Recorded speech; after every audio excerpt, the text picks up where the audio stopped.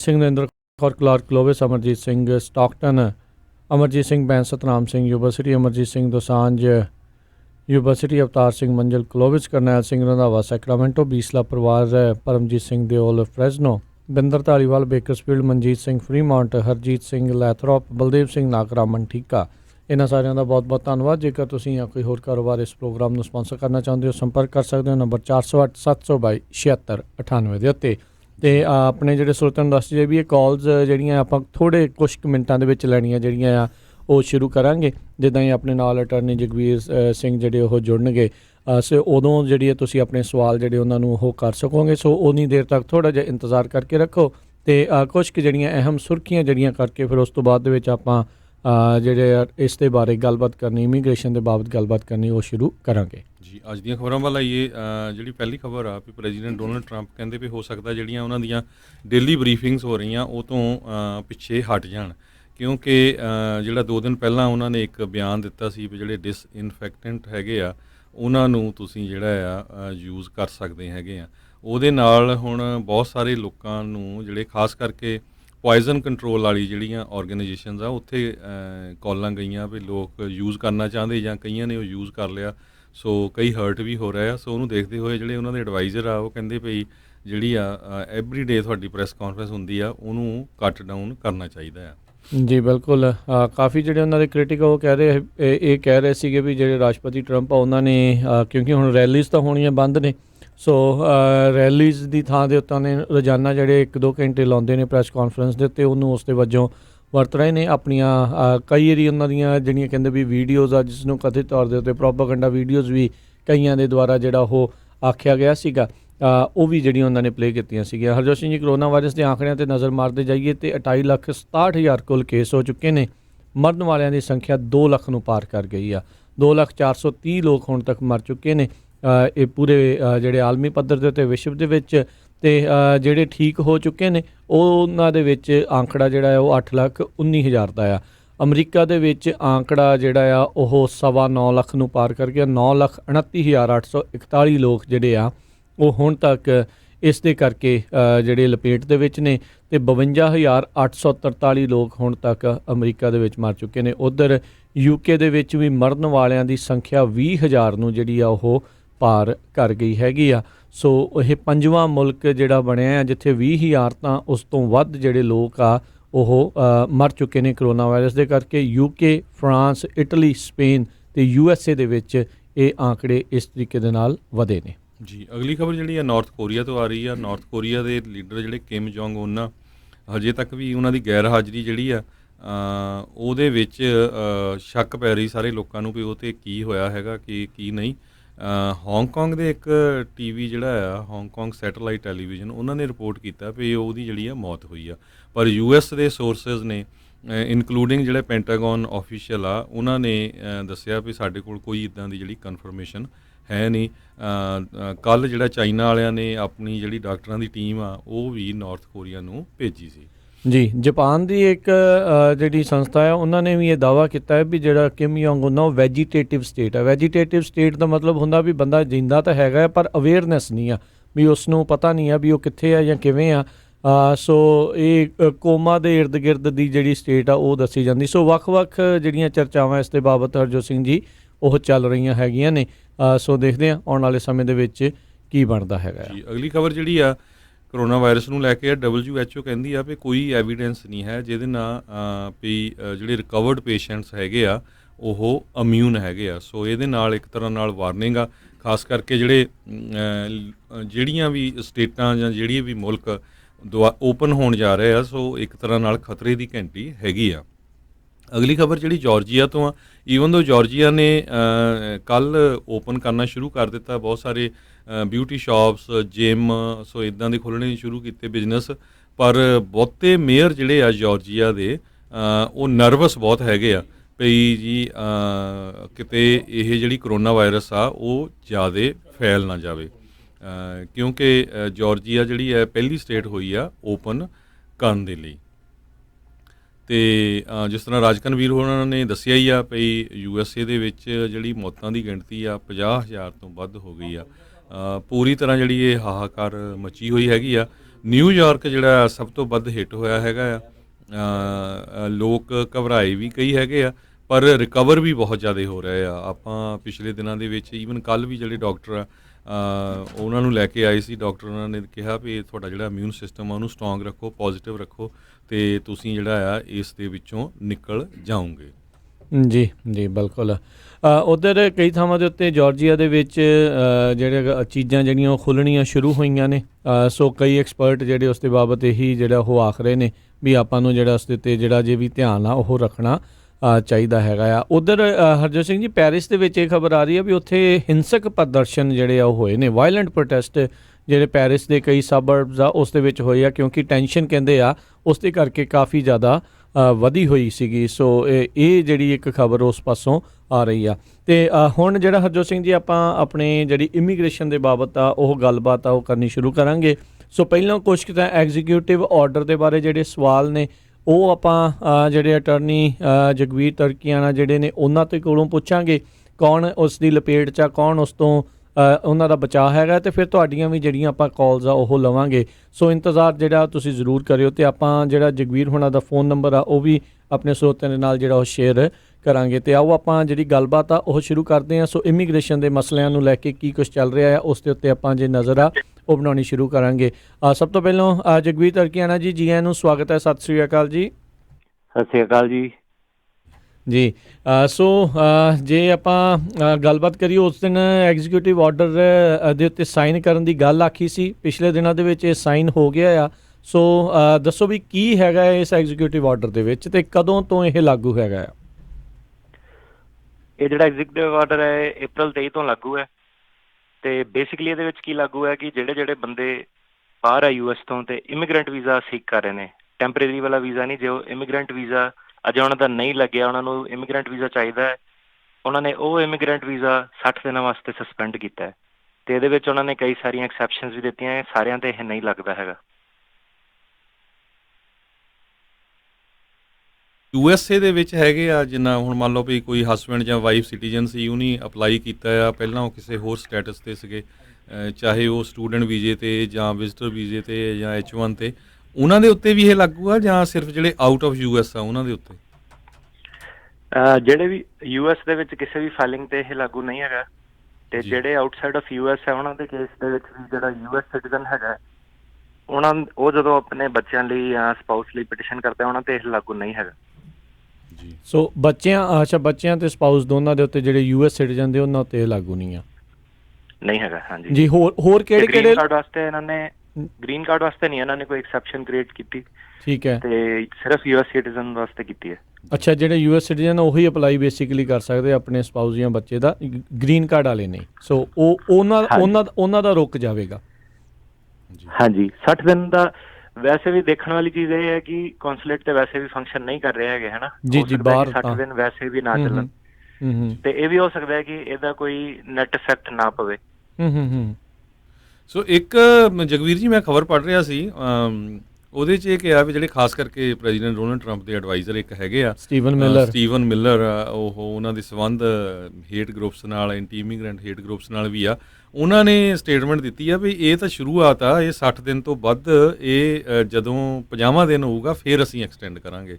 ਇਹ ਤੁਹਾਨੂੰ ਕਿੰਨੇ ਕੁ ਚਾਂਸ ਲੱਗਦੇ ਵੀ ਇਹ ਕੋਰਟ ਦੇ ਵਿੱਚ ਕੇਸ ਜਾਊਗਾ ਜਾਂ ਕੀ ਹੋਊਗਾ?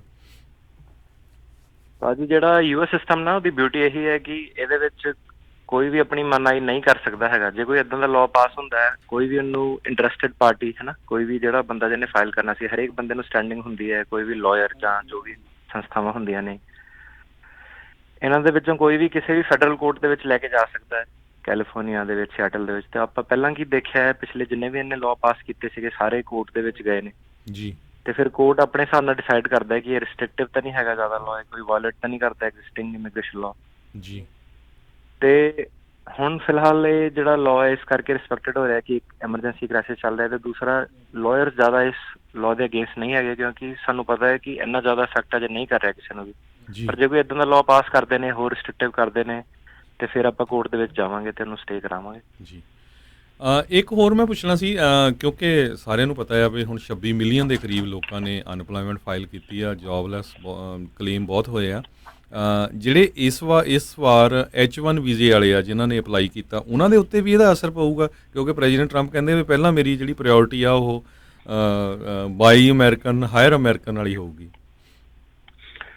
ਇਹਨਾਂ ਨੇ ਡਾਇਰੈਕਟਿਵ ਦਿੱਤਾ ਹੈਗਾ ਐਗਜ਼ੈਕਟਿਵ ਆਰਡਰ ਦੇ ਥਰੂ ਆਪਣੀ ਗਵਰਨਮੈਂਟ ਨੂੰ ਕਿ ਸਾਨੂੰ ਰੂਲ ਬਣਾ ਕੇ ਦੱਸੋ ਜਿਹੜੇ ਕਿ ਹੈਲਪ ਕਰਨ ਅਮਰੀਕਨ ਇੰਪਲੋਇਮੈਂਟ ਦੇ ਵਿੱਚ ਜੀ।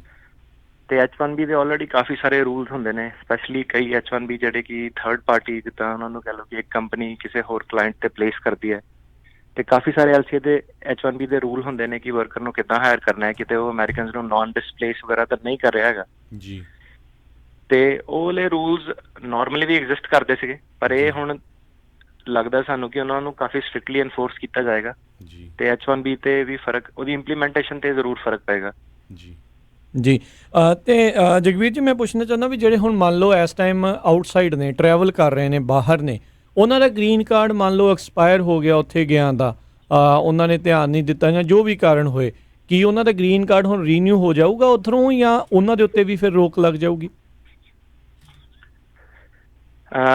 ਉਹਨਾਂ ਨੂੰ ਨਾ ਕੌਂਸੂਲੇਟ ਨੂੰ ਜਿਹਨਾਂ ਦਾ ਵੀ ਐਕਸਪਾਇਰ ਹੋ ਰਿਹਾ, ਉਹਨਾਂ ਨੂੰ ਮੈਂ ਕਿਹਾ ਸੀਗਾ ਸਾਰੇ ਕਲਾਇੰਟਸ ਨੂੰ ਕਿ ਤੁਸੀਂ ਹੁਣੇ ਕੌਂਸੂਲੇਟ ਨੂੰ ਇੱਕ ਈਮੇਲ ਪਾਓ, ਕੰਟੈਕਟ ਕਰੋ ਉਹਨਾਂ ਨੂੰ, ਕੰਟੈਕਟ ਜ਼ਰੂਰ ਸਟੈਬਲਿਸ਼ ਕਰੋ ਤਾਂ ਕਿ ਤੁਹਾਡੇ ਕੋਲ ਇੱਕ ਬੇਸਿਸ ਹੋਵੇ ਬਾਅਦ ਚ ਰੀਨਿਊ ਕਰਾਉਣ ਦਾ ਕਿ ਮੇਰੀ ਮਜਬੂਰੀ ਕਰਕੇ ਐਕਸਪਾਇਰ ਹੋਇਆ। ਤੇ ਆਪਾਂ ਉਮੀਦ ਹੀ ਕਰ ਸਕਦੇ ਹਾਂ ਕਿ ਇਹ ਜਿਹੜੀ ਐਡਮਿਨਿਸਟ੍ਰੇਸ਼ਨ ਹੈ ਇਹ ਸਾਰੀ ਜਿਹੜੀ ਡਿਜ਼ੀਜ਼ ਚੱਲ ਰਹੀ ਹੈ ਇਹਨੂੰ ਮੱਦੇਨਜ਼ਰ ਰੱਖੇਗੀ ਤੇ ਸਾਨੂੰ ਕੋਈ ਨਾ ਕੋਈ ਐਕਸੈਪਸ਼ਨ ਜ਼ਰੂਰ ਦੇਏਗੀ। ਜੀ ਜੀ ਬਿਲਕੁਲ। ਸੋ ਜਿੱਦਾਂ ਤੁਸੀਂ ਦੱਸਿਆ ਵੀ ਜਿਹੜੇ US ਦੇ ਵਿੱਚ ਹੈਗੇ ਨੇ ਲੋਕ ਤੇ US ਸਿਟੀਜ਼ਨ ਦੇ ਨਾਲ ਵਿਆਹੇ ਨੇ ਜਾਂ ਉਹਨਾਂ ਦੇ ਬੱਚੇ ਆ, ਉਹਨਾਂ ਦੇ ਲਈ ਇਸ ਦੀ ਕੋਈ ਅੜਚਨ ਨਹੀਂ ਹੈਗੀ, ਪਰ ਜਿਹੜੇ ਗ੍ਰੀਨ ਕਾਰਡ ਹੋਲਡਰ ਕਰ ਰਹੇ ਨੇ ਉਹਨਾਂ ਦੇ ਬਾਰੇ, ਇਸ ਦੇ ਬਾਰੇ ਕੋਈ ਜਾਣਕਾਰੀ ਨਹੀਂ, ਉਹ ਜਿਹੜੇ ਉਹ ਫਾਈਲ ਨਹੀਂ ਕਰ ਸਕਣ। ਮੈਂ ਬਾਰ-ਬਾਰ ਪੁੱਛ ਰਿਹਾ ਕਿਉਂਕਿ ਸਾਨੂੰ ਪਤਾ ਵੀ ਇੱਦਾਂ ਦੇ ਜਿਹੜੇ ਸਵਾਲ ਬਹੁਤ ਜ਼ਿਆਦਾ ਬਾਰ-ਬਾਰ ਪੁੱਛੇ ਜਾਣੇ ਨੇ। ਜਿਹੜਾ ਵੀ ਜਾਣਾ, ਭਾਵੇਂ ਗ੍ਰੀਨ ਕਾਰਡ ਹੋਲਡਰ ਹੈ, ਭਾਵੇਂ US ਸਿਟੀਜ਼ਨ ਹੈ, ਜੇ ਉਹ US ਦੇ ਵਿੱਚ ਹੀ ਅਪਲਾਈ ਕਰ ਰਿਹਾ ਆਪਣੇ ਰਿਲੇਟਿਵਸ ਦੇ ਲਈ, ਉੱਤੇ ਕੋਈ ਰੋਕ ਨਹੀਂ ਹੈਗੀ। ਠੀਕ ਹੈ ਜੀ। ਸਿਰਫ ਜਿਹੜੀ ਰੋਕ ਕਿਹੜੀ ਹੈਗੀ ਹੈ, ਜਿਹੜਾ ਇਮੀਗ੍ਰੈਂਟ ਵੀਜ਼ਾ ਹੁੰਦਾ ਜੀ, ਜਦੋਂ ਆਪਾਂ ਗ੍ਰੀਨ ਕਾਰਡ ਵੀ ਬਾਹਰ ਵੀ ਜਿਹੜੇ ਬੰਦੇ ਉਹਨਾਂ ਲਈ ਵੀ ਕਰਦੇ ਹਾਂ, ਉਹ ਵੀ ਮਲਟੀ ਸਟੇਜ ਪ੍ਰੋਸੈਸ ਹੁੰਦਾ। ਪਹਿਲਾਂ ਤੁਸੀਂ I-130 ਕਰਦੇ ਹੋ, ਫਿਰ ਪ੍ਰੋਸੈਸ ਅੱਗੇ ਜਾਂਦਾ ਹੈ। ਜਿਹੜੀ ਉਹਨਾਂ ਨੇ ਰੋਕ ਲਾਈ ਹੈ ਉਹ ਲਗਾਈ ਹੈਗੀ ਹੈ ਇਮੀਗ੍ਰੈਂਟ ਵੀਜ਼ੇ ਤੇ। ਜਦੋਂ ਤੁਹਾਡਾ ਸਾਰਾ ਪ੍ਰੋਸੈਸ ਹੋ ਜਾਂਦਾ ਹੈ, ਲਾਸਟ ਸਟੇਜ ਤੇ ਤੁਸੀਂ ਜਾਂਦੇ ਹੋ ਵੀਜ਼ੇ ਵਾਸਤੇ ਅਪਲਾਈ ਕਰਦੇ ਹੋ, ਉਹ ਜਿਹੜੇ ਵੀਜ਼ੇ ਦੀ ਐਪਲੀਕੇਸ਼ਨ ਤੇ ਰਿਸਟ੍ਰਿਕਸ਼ਨ ਲੱਗੀ ਹੈਗੀ ਹੈ 60 ਦਿਨ ਵਾਸਤੇ। ਤੇ ਜਿੱਦਾਂ ਕਿ ਮੈਂ ਦੱਸ ਰਿਹਾ ਸੀਗਾ, ਵੈਸੇ ਵੀ ਕੌਂਸੂਲੇਟ ਬੰਦ ਹੈਗਾ, ਵੈਸੇ ਵੀ ਕੋਈ ਇੰਟਰਵਿਊ ਨਹੀਂ ਹੋ ਰਹੇ ਫਿਲਹਾਲ ਜੀ। ਤੇ ਇਸ ਵੇਲੇ ਇੰਨਾ ਇਸ਼ੂ ਨਹੀਂ ਹੈਗਾ ਉਹ, ਪਰ ਜੇ ਉਹਨੂੰ ਐਕਸਟੈਂਡ ਕਰਦੇ ਨੇ ਫਿਰ ਪ੍ਰੋਬਲਮ ਪਏਗੀ ਜੀ। ਪਰ ਨੈਚੁਰਲੀ ਡੇਟਸ ਤਾਂ ਜਿਹੜੀਆਂ ਡਿਲੇ ਹੋਊਗੀਆਂ, ਕਿਉਂਕਿ ਕਈਆਂ ਦੀਆਂ ਇੰਟਰਵਿਊ ਹੋਣੀਆਂ ਸੀ ਉਹ ਵੀ ਜਿਹੜੀਆਂ ਲੇਟ ਹੋ ਗਈਆਂ, ਰਾਈਟ? ਹਾਂਜੀ। ਇੱਕ ਇਹਨਾਂ ਦਾ ਇੰਸਟੀਟਿਊਟ ਹੈ ਜੀ, ਮਾਈਗ੍ਰੇਸ਼ਨ ਪਾਲਿਸੀ ਇੰਸਟੀਟਿਊਟ, ਉਹਨਾਂ ਨੇ ਡੇਟਾ ਕੱਢਿਆ ਸੀਗਾ ਕਿ ਜੇ ਇਹ ਚੱਲਦਾ ਰਹਿੰਦਾ ਹੈ ਤੇ ਕੋਈ 26,000 green card every month effect ਹੋ ਸਕਦੇ ਆ। ਤੇ ਇਹ ਜਿਹੜਾ 60 ਦਿਨ ਦਾ ਜਿਹੜਾ ਆਲਰੇਡੀ ਲੋਕਡਾਊਨ ਇਹਨਾਂ ਨੇ ਇਹ ਕੀਤਾ ਹੈ ਪਲਾਨ ਜੀ, ਇਹਦੇ ਨਾਲ ਉਹ ਆਲਰੇਡੀ ਐਸਟੀਮੇਟ ਕਰ ਰਹੇ ਨੇ ਕਿ ਜੇ ਸਾਰਾ ਖੁੱਲਾ ਹੁੰਦਾ ਤੇ 52,000 ਗ੍ਰੀਨ ਕਾਰਡ ਇਫੈਕਟ ਹੋਣਗੇ ਵਰਲਡ ਵਾਈਡ। ਜੀ। ਇੱਕ ਹੋਰ ਜਗਵੀਰ ਜੀ ਕੁਐਸਚਨ ਹੈਗਾ ਬਹੁਤ, ਜਿੱਦਾਂ ਯੂਜ਼ਲੀ ਪਈ ਆਪਣੇ ਸਾਰੇ ਸਰੋਤਿਆਂ ਦਾ, ਕਿਉਂਕਿ ਆਪਣੇ ਸਾਰੇ ਜਿੰਨੇ ਵੀ ਦੋਸਤ ਮਿੱਤਰ ਰਿਸ਼ਤੇਦਾਰ ਬਾਹਰ ਜਾਂਦੇ ਰਹਿੰਦੇ, ਇੰਡੀਆ ਚਲ ਗਏ, ਜਿਨ੍ਹਾਂ ਕੋਲ ਗ੍ਰੀਨ ਕਾਰਡ ਆ 6 ਮਹੀਨੇ ਤੱਕ ਉਹ ਰਹਿ ਸਕਦੇ ਆ। ਅੱਗੇ ਕੀ ਹੁੰਦਾ ਸੀ, ਕਈ ਵਾਰੀ ਸਾਲ ਤੱਕ ਵੀ ਰਹਿ ਲੈਂਦੇ, ਸਾਲ ਤੋਂ ਬਾਅਦ ਵੀ ਰਹਿ ਲੈਂਦੇ ਸੀ। ਤੇ ਯੂਜ਼ਲੀ ਜਿਹੜੇ ਆ ਕਸਟਮ ਵਾਲੇ ਉਹਨਾਂ ਨੂੰ ਕੋਈ ਇੰਨਾ ਹਾਰਡ ਟਾਈਮ ਨਹੀਂ ਦਿੰਦੇ ਸੀ। ਸੋ ਤੁਹਾਨੂੰ ਹੁਣ ਲੱਗਦਾ ਵੀ ਜੇ 6 ਮਹੀਨੇ ਤੋਂ ਵੱਧ ਕੋਈ ਰਹੂਗਾ ਤਾਂ ਉਹਨਾਂ ਨੂੰ ਹਾਰਡ ਟਾਈਮ ਹੋਊਗਾ ਜਦੋਂ ਵਾਪਸ ਆਊਗੇ? 6 ਮਹੀਨੇ ਤੋਂ ਵੱਧ ਵਾਲਿਆਂ ਨੂੰ ਨਹੀਂ ਹੋਊਗਾ ਮੇਰੇ ਹਿਸਾਬ ਨਾਲ ਜੀ, ਕਿਉਂਕਿ ਵੈਸੇ ਵੀ ਲੀਗਲੀ ਜਿਹੜੇ 6 ਮਹੀਨੇ ਤੋਂ ਵੱਧ ਵਾਲੇ ਆ ਉਹ ਸਿਰਫ ਤਾਂ ਹੀ ਉਹਨਾਂ ਨੂੰ ਕਸਟਮ ਵਾਲੇ ਰੋਕਦੇ ਸੀਗੇ ਕਿ ਜੇ ਇਹ 6 ਮਹੀਨੇ ਤੋਂ ਵੱਧ ਵਾਲੇ ਆ, ਇਹਨਾਂ ਦਾ US ਕੋਈ ਲੀਜ਼ ਨਹੀਂ, ਕੋਈ ਬੈਂਕ ਅਕਾਊਂਟ ਨਹੀਂ, ਕੋਈ ਬੇਸਿਸ ਨਹੀਂ, ਇਹ ਬਾਹਰ ਕੰਮ ਕਰ ਰਹੇ ਨੇ, ਬਾਹਰ ਦੇ ਫੋਰਨ ਟੈਕਸ ਦੇ ਰਹੇ ਨੇ ਜੀ। ਤੇ ਜਿਹੜਾ ਵੀ 6 ਮਹੀਨੇ ਤੋਂ ਵੱਧ ਤੇ ਸਾਲ ਤੋਂ ਘੱਟ ਰਹਿੰਦਾ ਸੀ ਉਹਨੂੰ ਐਕਸਪਲੇਨੇਸ਼ਨ ਪੁੱਛਦੇ ਸੀਗੇ ਕਿ ਤੁਸੀਂ ਸਾਨੂੰ ਬਸ ਇਹ ਐਸਟੈਬਲਿਸ਼ ਕਰ ਦਿਓ ਕਿ ਤੁਹਾਡਾ ਘਰ US ਦੇ ਵਿੱਚ ਹੈਗਾ। ਜੀ ਜੀ ਜੀ। ਤੇ ਬਸ 19 ਕੁ ਗੱਲ ਹੁੰਦੀ ਸੀ ਤੇ ਸਾਲ ਤੋਂ ਵੱਧ ਵਾਲੇ ਨੂੰ ਗ੍ਰੀਨ ਕਾਰਡ ਕੈਂਸਲ ਕਰਦੇ ਸੀਗੇ ਜੀ। ਉਹਦੇ ਵਿੱਚ ਵੀ ਆਪਾਂ ਕਈ ਸਾਰੇ ਕੇਸਿਸ ਦੇਖੇ ਨੇ, ਕਈ ਸਾਰੇ ਲੋਕ ਸਾਲ ਤੋਂ ਵੱਧ ਵੀ ਰਹਿੰਦੇ ਸੀਗੇ ਤੇ ਜਿਨ੍ਹਾਂ ਨੂੰ ਕੋਈ ਮੈਡੀਕਲ ਐਮਰਜੈਂਸੀ ਜਾਂ ਕੋਈ ਰੀਜ਼ਨ ਸੀਗਾ, ਉਹ ਪ੍ਰੂਵ ਕਰ ਦਿੰਦੇ ਸੀਗੇ ਕਿ ਆਹ ਦੇਖੋ ਮੇਰੀ ਟਿਕਟ ਸੀਗੀ, ਮੈਂ ਸਾਲ ਦੇ ਅੰਦਰ ਹੀ ਆਉਣਾ ਸੀਗਾ, ਨਹੀਂ ਆ ਪਾਇਆ, ਉਹਨਾਂ ਨੂੰ ਵੀ ਉਹ ਐਕਸੈਪਸ਼ਨ ਦੇ ਦਿੰਦੇ ਸੀਗੇ। ਸੋ ਉਮੀਦ ਹੈ ਕਿ ਕਰੋਨਾ ਵਾਇਰਸ ਦੀ ਇਹ ਸਾਰੀ ਸਿਚੁਏਸ਼ਨ ਕਰਕੇ ਜਿਹੜੀ ਸਰਕਾਰ ਹੈ ਉਹ ਐਕਸੈਪਸ਼ਨ ਦੇਏਗੀ, ਕਿਉਂਕਿ ਕਿਹਾ ਸਾਨੂੰ ਉਹਨਾਂ ਨੇ ਇਹੀ ਹੈਗਾ ਹੈ ਨਾ, ਬਾਰਡਰ ਇਹਨਾਂ ਨੇ ਖੁਦ ਹੀ ਬੰਦ ਕੀਤੇ ਹੈ ਜੀ। ਹੁਣ ਜੇ ਟਰੰਪ ਐਡਮਿਨਿਸਟ੍ਰੇਸ਼ਨ ਜਾਂ ਇਮੀਗ੍ਰੇਸ਼ਨ ਕੋਈ ਵੀ ਏਦਾਂ ਦਾ ਕਦਮ ਲੈਂਦੀ ਹੈ ਕਿ ਜੋ ਉਹ ਕਹਿ ਰਹੀ ਹੈ ਤੇ ਉਹਨੂੰ ਨਹੀਂ ਆਨਰ ਕਰਦੀ ਹੈ, ਇਹ ਫਿਰ ਕਾਫੀ ਪ੍ਰੋਬਲਮ ਹੋਏਗੀ ਕਾਫੀ ਸਾਰੇ ਲੋਕਾਂ ਨੂੰ ਜਿਹਨਾਂ ਨੂੰ ਸਾਲ ਤੋਂ ਜ਼ਿਆਦਾ ਹੋ ਗਿਆ।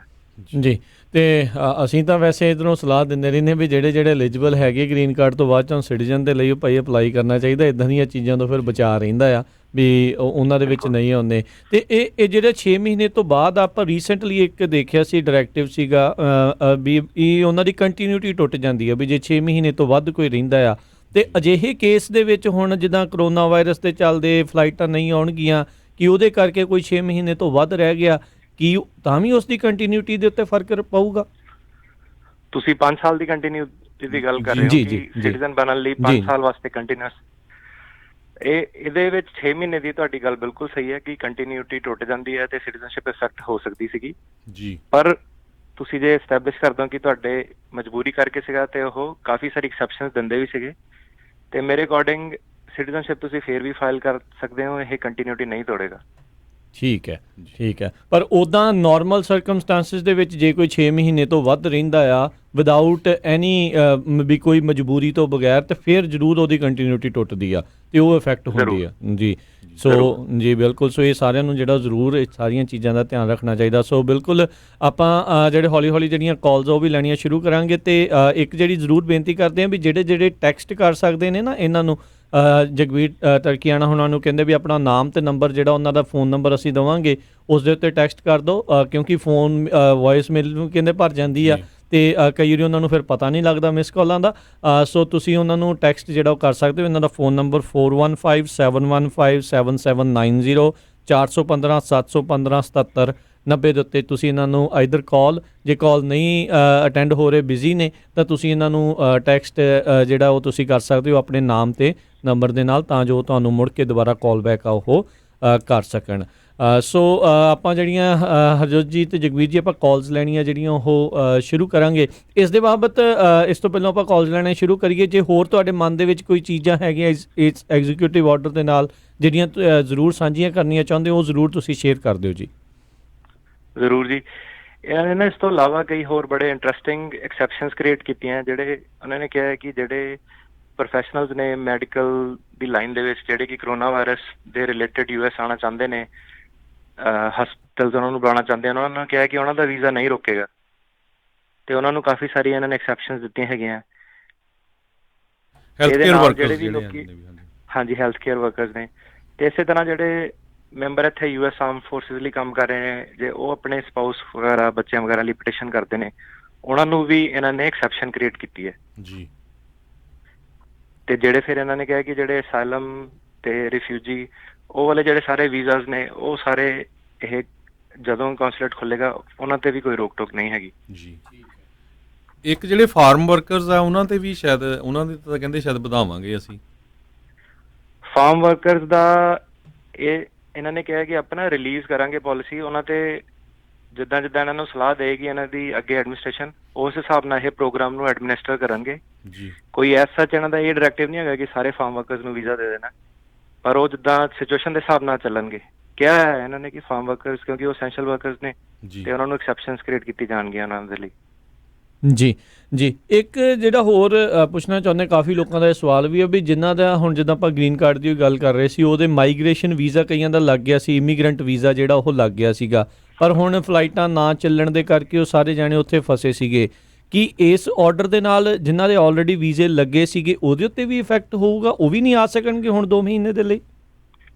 ਭਾਜੀ ਉਹਨਾਂ ਨੇ ਨਾ ਬੜਾ ਸਪੈਸੀਫਿਕਲੀ ਕਿਹਾ ਕਿ ਅਪ੍ਰੈਲ 23 ਦੀ ਤਰੀਕ ਦਿੱਤੀ ਹੈ ਕਿ ਜਿਹਦੇ ਕੋਲ ਵੀ ਉਸ ਤਰੀਕ ਤੱਕ ਵੀਜ਼ਾ ਹੈਗਾ ਉਹ ਵਾਲਾ ਵੀਜ਼ਾ ਉਹ ਯੂਜ਼ ਕਰ ਸਕਦਾ ਜਦੋਂ ਹੀ ਫਲਾਈਟਸ ਵਗੈਰਾ ਬਾਰਡਰ ਵਗੈਰਾ ਖੁੱਲ ਜਾਣਗੇ। ਠੀਕ ਹੈ ਇਹ ਜਿਹੜਾ ਸਿਰਫ ਨਵੇਂ ਵੀਜ਼ਾ ਜਿਹਨੂੰ ਵੀਜ਼ਾ ਚਾਹੀਦਾ ਉਹਨੂੰ ਪ੍ਰੋਬਲਮ ਹੈ ਜੇ ਕੋਈ ਐਗਜ਼ਿਸਟਿੰਗ ਵੀਜ਼ਾ ਉਹਨੂੰ ਕੋਈ ਪ੍ਰੋਬਲਮ। ਠੀਕ ਹੈ ਜੀ। ਤੇ ਆਪਾਂ ਇੱਕ ਇੱਥੇ ਛੋਟੀ ਜਿਹੀ ਬ੍ਰੇਕ ਲੈ ਕੇ ਤੇ ਮੁੜ ਕੇ ਵਾਪਸ ਆਉਂਦੇ ਆ ਤੇ ਫਿਰ ਸਰੋਤਿਓ ਤੁਹਾਡੇ ਜਿਹੜੇ ਸਵਾਲ ਆ ਉਹ ਜਗਵੀਰ ਤਰਕੀਆਣਾ ਹੁਣੀ ਜਿਹੜੇ ਉਹ ਲੈਣਗੇ ਤੇ ਉਹਨਾਂ ਦੇ ਜਵਾਬ ਦੇਣਗੇ। ਤੁਸੀਂ ਵੀ ਕਾਲ ਕਰ ਸਕੋਗੇ ਨੰਬਰ ਸਟੂਡੀਓ ਦਾ 408 272 5200 ਤੇ ਥੋੜੇ ਜਿਹੇ ਇੰਤਜ਼ਾਰ ਦੇ ਵਿੱਚ ਬ੍ਰੇਕ ਤੋਂ ਬਾਅਦ ਅਸੀਂ ਵਾਪਸ ਹਾਜ਼ਰ ਹੋ ਰਹੇ ਹਾਂ ਤੇ ਇਹ ਸਵਾਲ ਜਵਾਬ ਦਾ ਸਿਲਸਿਲਾ ਉਦੋਂ ਸ਼ੁਰੂ ਕਰਦੇ ਹਾਂ।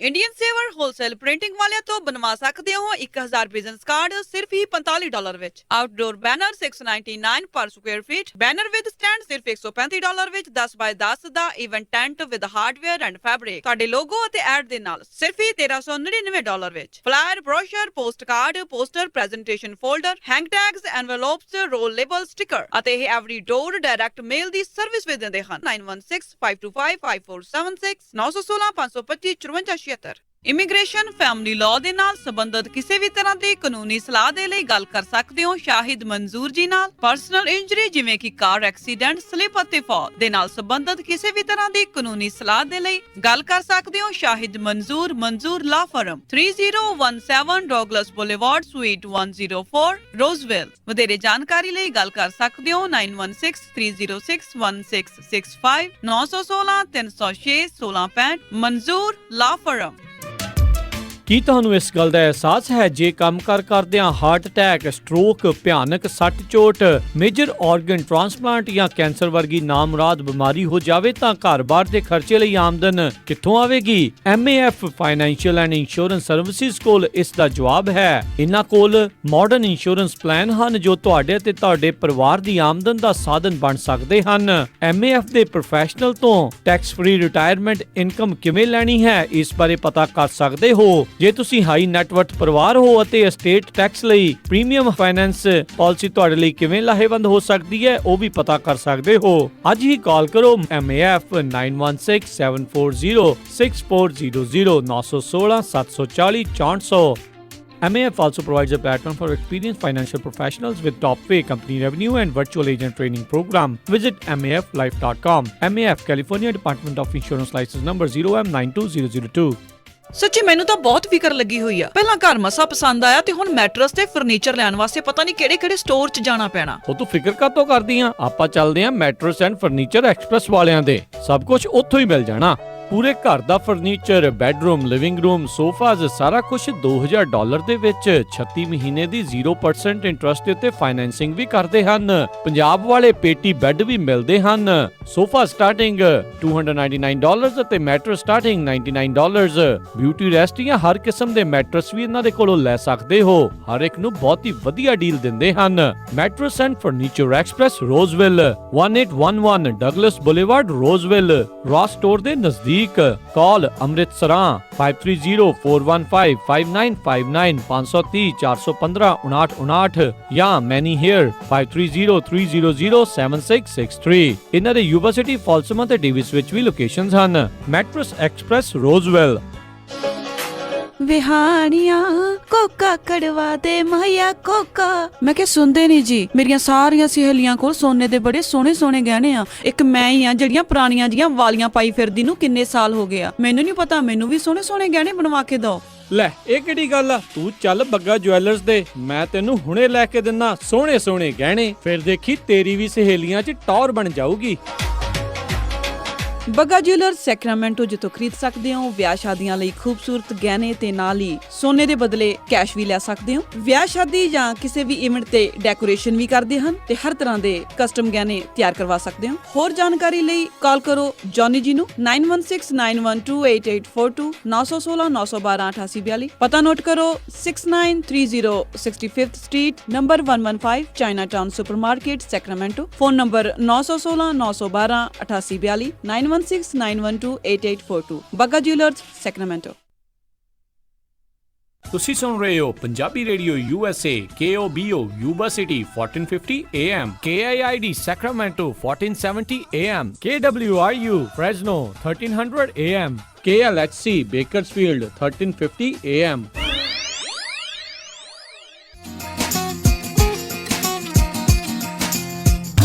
ਪੰਜਾਬੀ ਰੇਡੀਓ USA ਸੁਣ ਰਹੇ ਸਾਰੇ ਹੀ ਮਾਨਯੋਗ ਅਤੇ ਸਤਿਕਾਰਯੋਗ ਸਰੋਤਿਆਂ ਨੂੰ ਇੱਕ ਵਾਰੀ ਫੇਰ ਨਿੱਘੀ ਜੀ ਆਇਆਂ ਨੂੰ, ਸਭ ਦਾ ਸਵਾਗਤ ਹੈ। ਸੋ ਪ੍ਰੋਗਰਾਮ ਚੱਲ ਰਿਹਾ ਜੀ ਇਸ time update America immigration special. Harjot Singh ji, ਜੀ ਆਇਆਂ ਨੂੰ ਸਵਾਗਤ ਹੈ।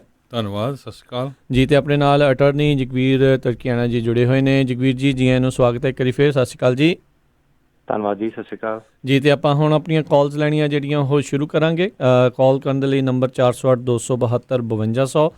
ਜਿਹੜੇ ਸਾਡੇ ਸਰੋਤਿਆਂ ਨੂੰ ਬੇਨਤੀ ਆ, ਜਦੋਂ ਤੁਸੀਂ ਕਾਲ ਕਰਨੀ ਹੈ ਟਰਾਈ ਕਰੋ ਵੀ ਡਾਇਰੈਕਟਲੀ ਸਿੱਧਾ ਕੁਐਸਚਨ ਤੁਸੀਂ ਪੁੱਛੋ ਤੇ ਸ਼ਾਰਟ ਰੱਖਣ ਦੀ ਕੋਸ਼ਿਸ਼ ਕਰਿਓ ਤਾਂ ਜੋ ਆਪਾਂ ਵੱਧ ਤੋਂ ਵੱਧ ਕਾਲਸ ਜਿਹੜੀਆਂ ਲੈ ਸਕੀਏ, ਕਿਉਂਕਿ ਬਹੁਤ ਸਾਰੇ ਲੋਕਾਂ ਦੇ ਬਹੁਤ ਸਾਰੇ ਜਿਹੜੇ ਸਵਾਲ ਹੁੰਦੇ ਨੇ। ਤੇ ਆਓ ਆਪਣੇ ਕਾਲਰਸ ਉਹਨਾਂ ਨਾਲ ਗੱਲ ਕਰਦੇ ਹਾਂ। ਪਹਿਲੇ ਕਾਲਰ ਆਪਣੇ ਨਾਲ ਜੁੜੇ ਨੇ ਬਲਵਿੰਦਰ ਜੀ। ਸਤਿ ਸ਼੍ਰੀ ਅਕਾਲ ਜੀ।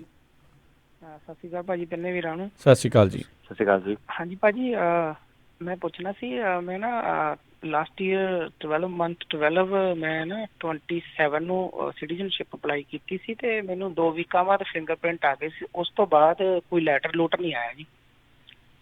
ਤੁਸੀਂ ਭਾਜੀ ਉਹਨਾਂ ਨੂੰ ਕਾਲ ਕਰਕੇ ਨਾ ਫੋਲੋ ਅਪ ਕਰੋ। ਫਿਲਹਾਲ ਇਹ ਬੰਦ ਨੇ, ਇੰਟਰਵਿਊ ਵਗੈਰਾ ਨਹੀਂ ਸਕੇਜੂਲ ਕਰ ਰਹੇ ਨੇ ਤੇ ਜੂਨ ਜੁਲਾਈ ਤੋਂ ਬਾਅਦ ਹੀ ਹੁਣ ਅੱਗੇ ਕਾਰਵਾਈ ਕਰਨਗੇ। ਤੁਸੀਂ ਕਾਲ ਕਰ ਸਕਦੇ ਹੋ ਪਰ ਉਹਨਾਂ ਨੂੰ, ਉਹਨਾਂ ਦੇ ਕਸਟਮਰ ਸਰਵਿਸ ਨੰਬਰ ਤੇ। ਠੀਕ ਹੈ ਜੀ। ਠੀਕ ਹੈ ਭਾਜੀ, ਸਤਿ ਸ਼੍ਰੀ ਅਕਾਲ। ਸਤਿ ਸ਼੍ਰੀ ਅਕਾਲ ਜੀ। ਸਤਿ ਸ਼੍ਰੀ ਅਕਾਲ। ਹਰਪ੍ਰੀਤ ਜੀ, ਸਤਿ ਸ਼੍ਰੀ ਅਕਾਲ। ਹਰਪ੍ਰੀਤ ਜੀ। ਹਾਂਜੀ, ਸਤਿ ਸ਼੍ਰੀ ਅਕਾਲ ਜੀ ਸਾਰਿਆਂ ਨੂੰ। ਸਤਿ ਸ਼੍ਰੀ ਅਕਾਲ। ਸਤਿ ਸ਼੍ਰੀ ਅਕਾਲ। ਛੋਟਾ ਜਿਹਾ ਕੁਐਸਚਨ ਹੈ ਜੀ। ਬੇਟੇ ਦੀ ਅੰਗੇਜਮੈਂਟ ਹੋਈ ਹੈ, ਲੜਕੀ ਕੈਨੇਡਾ ਰਹਿੰਦੀ ਹੈ, ਉਹਦੇ ਕੋਲ ਵਰਕ ਪਰਮਿਟ ਹੈ, 2 ਵਾਰੀ ਅਮਰੀਕਾ ਵਿਜ਼ਿਟ ਕਰ ਚੁੱਕੀ ਹੈ। ਸਭ ਤੋਂ ਵਧੀਆ ਤੇ ਆਸਾਨ ਤਰੀਕਾ ਕੀ ਹੈ ਜੀ ਅਮਰੀਕਾ ਸ਼ਾਦੀ ਕਰਾਉਣ ਵਾਸਤੇ? ਬੇਟਾ ਸਿਟੀਜ਼ਨ ਹੈ। ਅੱਛਾ ਜੀ।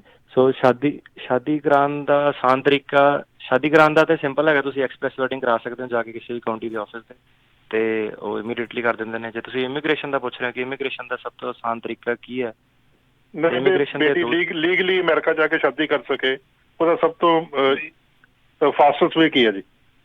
ਹਾਂਜੀ, ਤੇ ਸ਼ਾਦੀ ਦੇ ਵਿੱਚ ਨਾ ਕੋਈ ਰਿਸਟ੍ਰਿਕਸ਼ਨ ਨਹੀਂ ਹੁੰਦੀ ਵਿਆਹ ਇਮੀਗ੍ਰੇਸ਼ਨ ਸਟੇਟਸ ਦੀ। ਕੋਈ ਵੀ ਵਿਆਹ ਕਰ ਸਕਦਾ ਹੈ ਜਿਹੜਾ ਵੀ ਰੈਜ਼ੀਡੈਂਟ ਹੈ ਕਾਉਂਟੀ ਦੇ ਵਿੱਚ। ਅੱਛਾ, ਇਹ ਜ਼ਰੂਰੀ ਨਹੀਂ 3-4 ਮਹੀਨੇ ਪਹਿਲਾਂ ਬੱਚੇ ਨਾਲ ਰਹੇ ਹੋਣ, ਉਸ ਤੋਂ ਬਾਅਦ ਸ਼ਾਦੀ ਕੀਤੀ?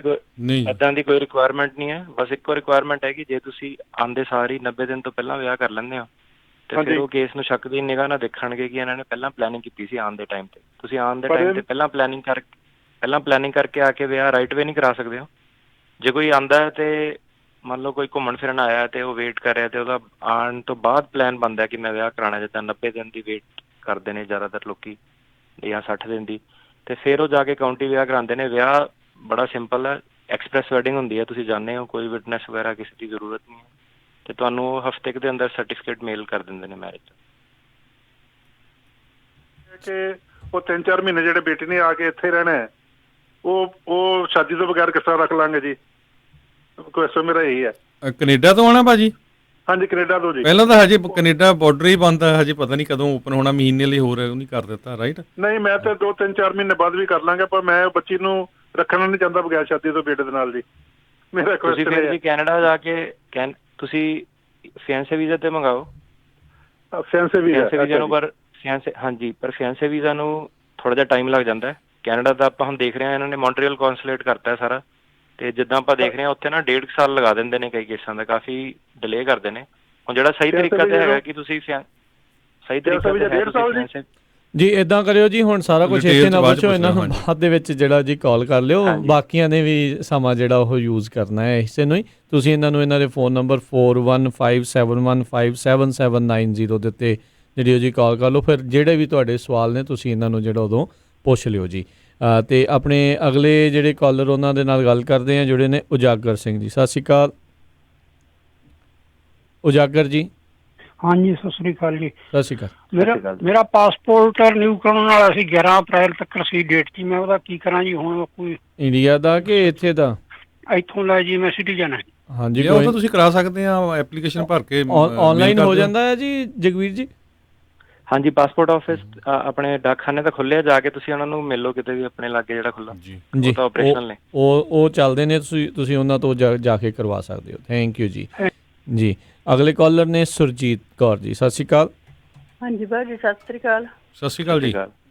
ਹਾਂਜੀ ਭਾਜੀ, ਮੈਂ ਇੱਕ ਕੁਐਸਚਨ ਪੁੱਛਣਾ ਚਾਹੀਦਾ। ਮੈਂ ਅੱਗੇ ਵੀ ਪੁੱਛਿਆ ਸੀ, ਮੈਂ ਕਾਲ ਵੀ ਨਹੀਂ ਇਹਨਾਂ ਦੀ ਲੱਗਦੀ ਆਫਿਸ 'ਚ। ਤਾਂ ਮੈਂ ਨਾ, ਜਿੱਦਾਂ ਮੇਰਾ ਪੋਤਾ ਇੰਡੀਆ 5 ਸਾਲ ਦਾ ਜੀ। ਹਾਂਜੀ, ਤੇ ਉਹਦਾ ਪਾਪਾ ਤਾਂ ਖਤਮ ਹੋ ਗਿਆ ਹਨਾ ਜੀ। ਹਾਂਜੀ, ਤੇ ਮੇਰੀ ਨੂੰਹ ਨੂੰ ਛੱਡ ਕੇ ਆਪਣੇ ਪੇਕੇ ਭੱਜ ਗਈ ਆ। ਤੇ ਜਿੱਦਾਂ ਅਸੀਂ ਇੱਥੇ ਸਿਟੀ ਜਾਂਦੇ ਹਾਂ, ਅਸੀਂ ਉਹਨੂੰ ਅਡਾਪਟ ਕਰ ਸਕਦੇ ਹਾਂ ਦਾਦੀ ਬਾਬਾ? ਤੁਸੀਂ ਅਡਾਪਟ ਤਾਂ ਜ਼ਰੂਰ ਕਰ ਸਕਦੇ ਹੋ, ਪਰ ਜੇ ਉਹਨਾਂ ਨੂੰ ਤੁਸੀਂ ਲੈ ਕੇ ਆਉਣਾ ਇੱਥੇ ਤੇ ਉਹਦੇ ਵਾਸਤੇ ਉਹ ਇਹ ਦੇਖਦੇ ਆ ਕਿ 2 ਸਾਲ ਦੀ ਫਿਜ਼ੀਕਲ ਕਸਟਡੀ ਦੀ ਰਿਕੁਆਇਰਮੈਂਟ ਹੈ। ਮਤਲਬ ਤੁਸੀਂ ਇਹ ਸ਼ੋਅ ਕਰਨਾ ਕਿ 2 ਸਾਲ ਤੁਸੀਂ ਇਕੱਠੇ ਰਹਿ ਚੁੱਕੇ ਹੋ ਆਲਰੇਡੀ। ਜੇ ਤੁਹਾਡੀ ਉਹ ਰਿਕੁਆਇਰਮੈਂਟ ਮੀਟ ਹੋ ਜਾਂਦੀ ਹੈ ਫਿਰ ਤੁਸੀਂ ਉਹਨੂੰ ਇਮੀਗ੍ਰੇਸ਼ਨ ਫਾਈਲ ਕਰ ਸਕਦੇ ਹੋ।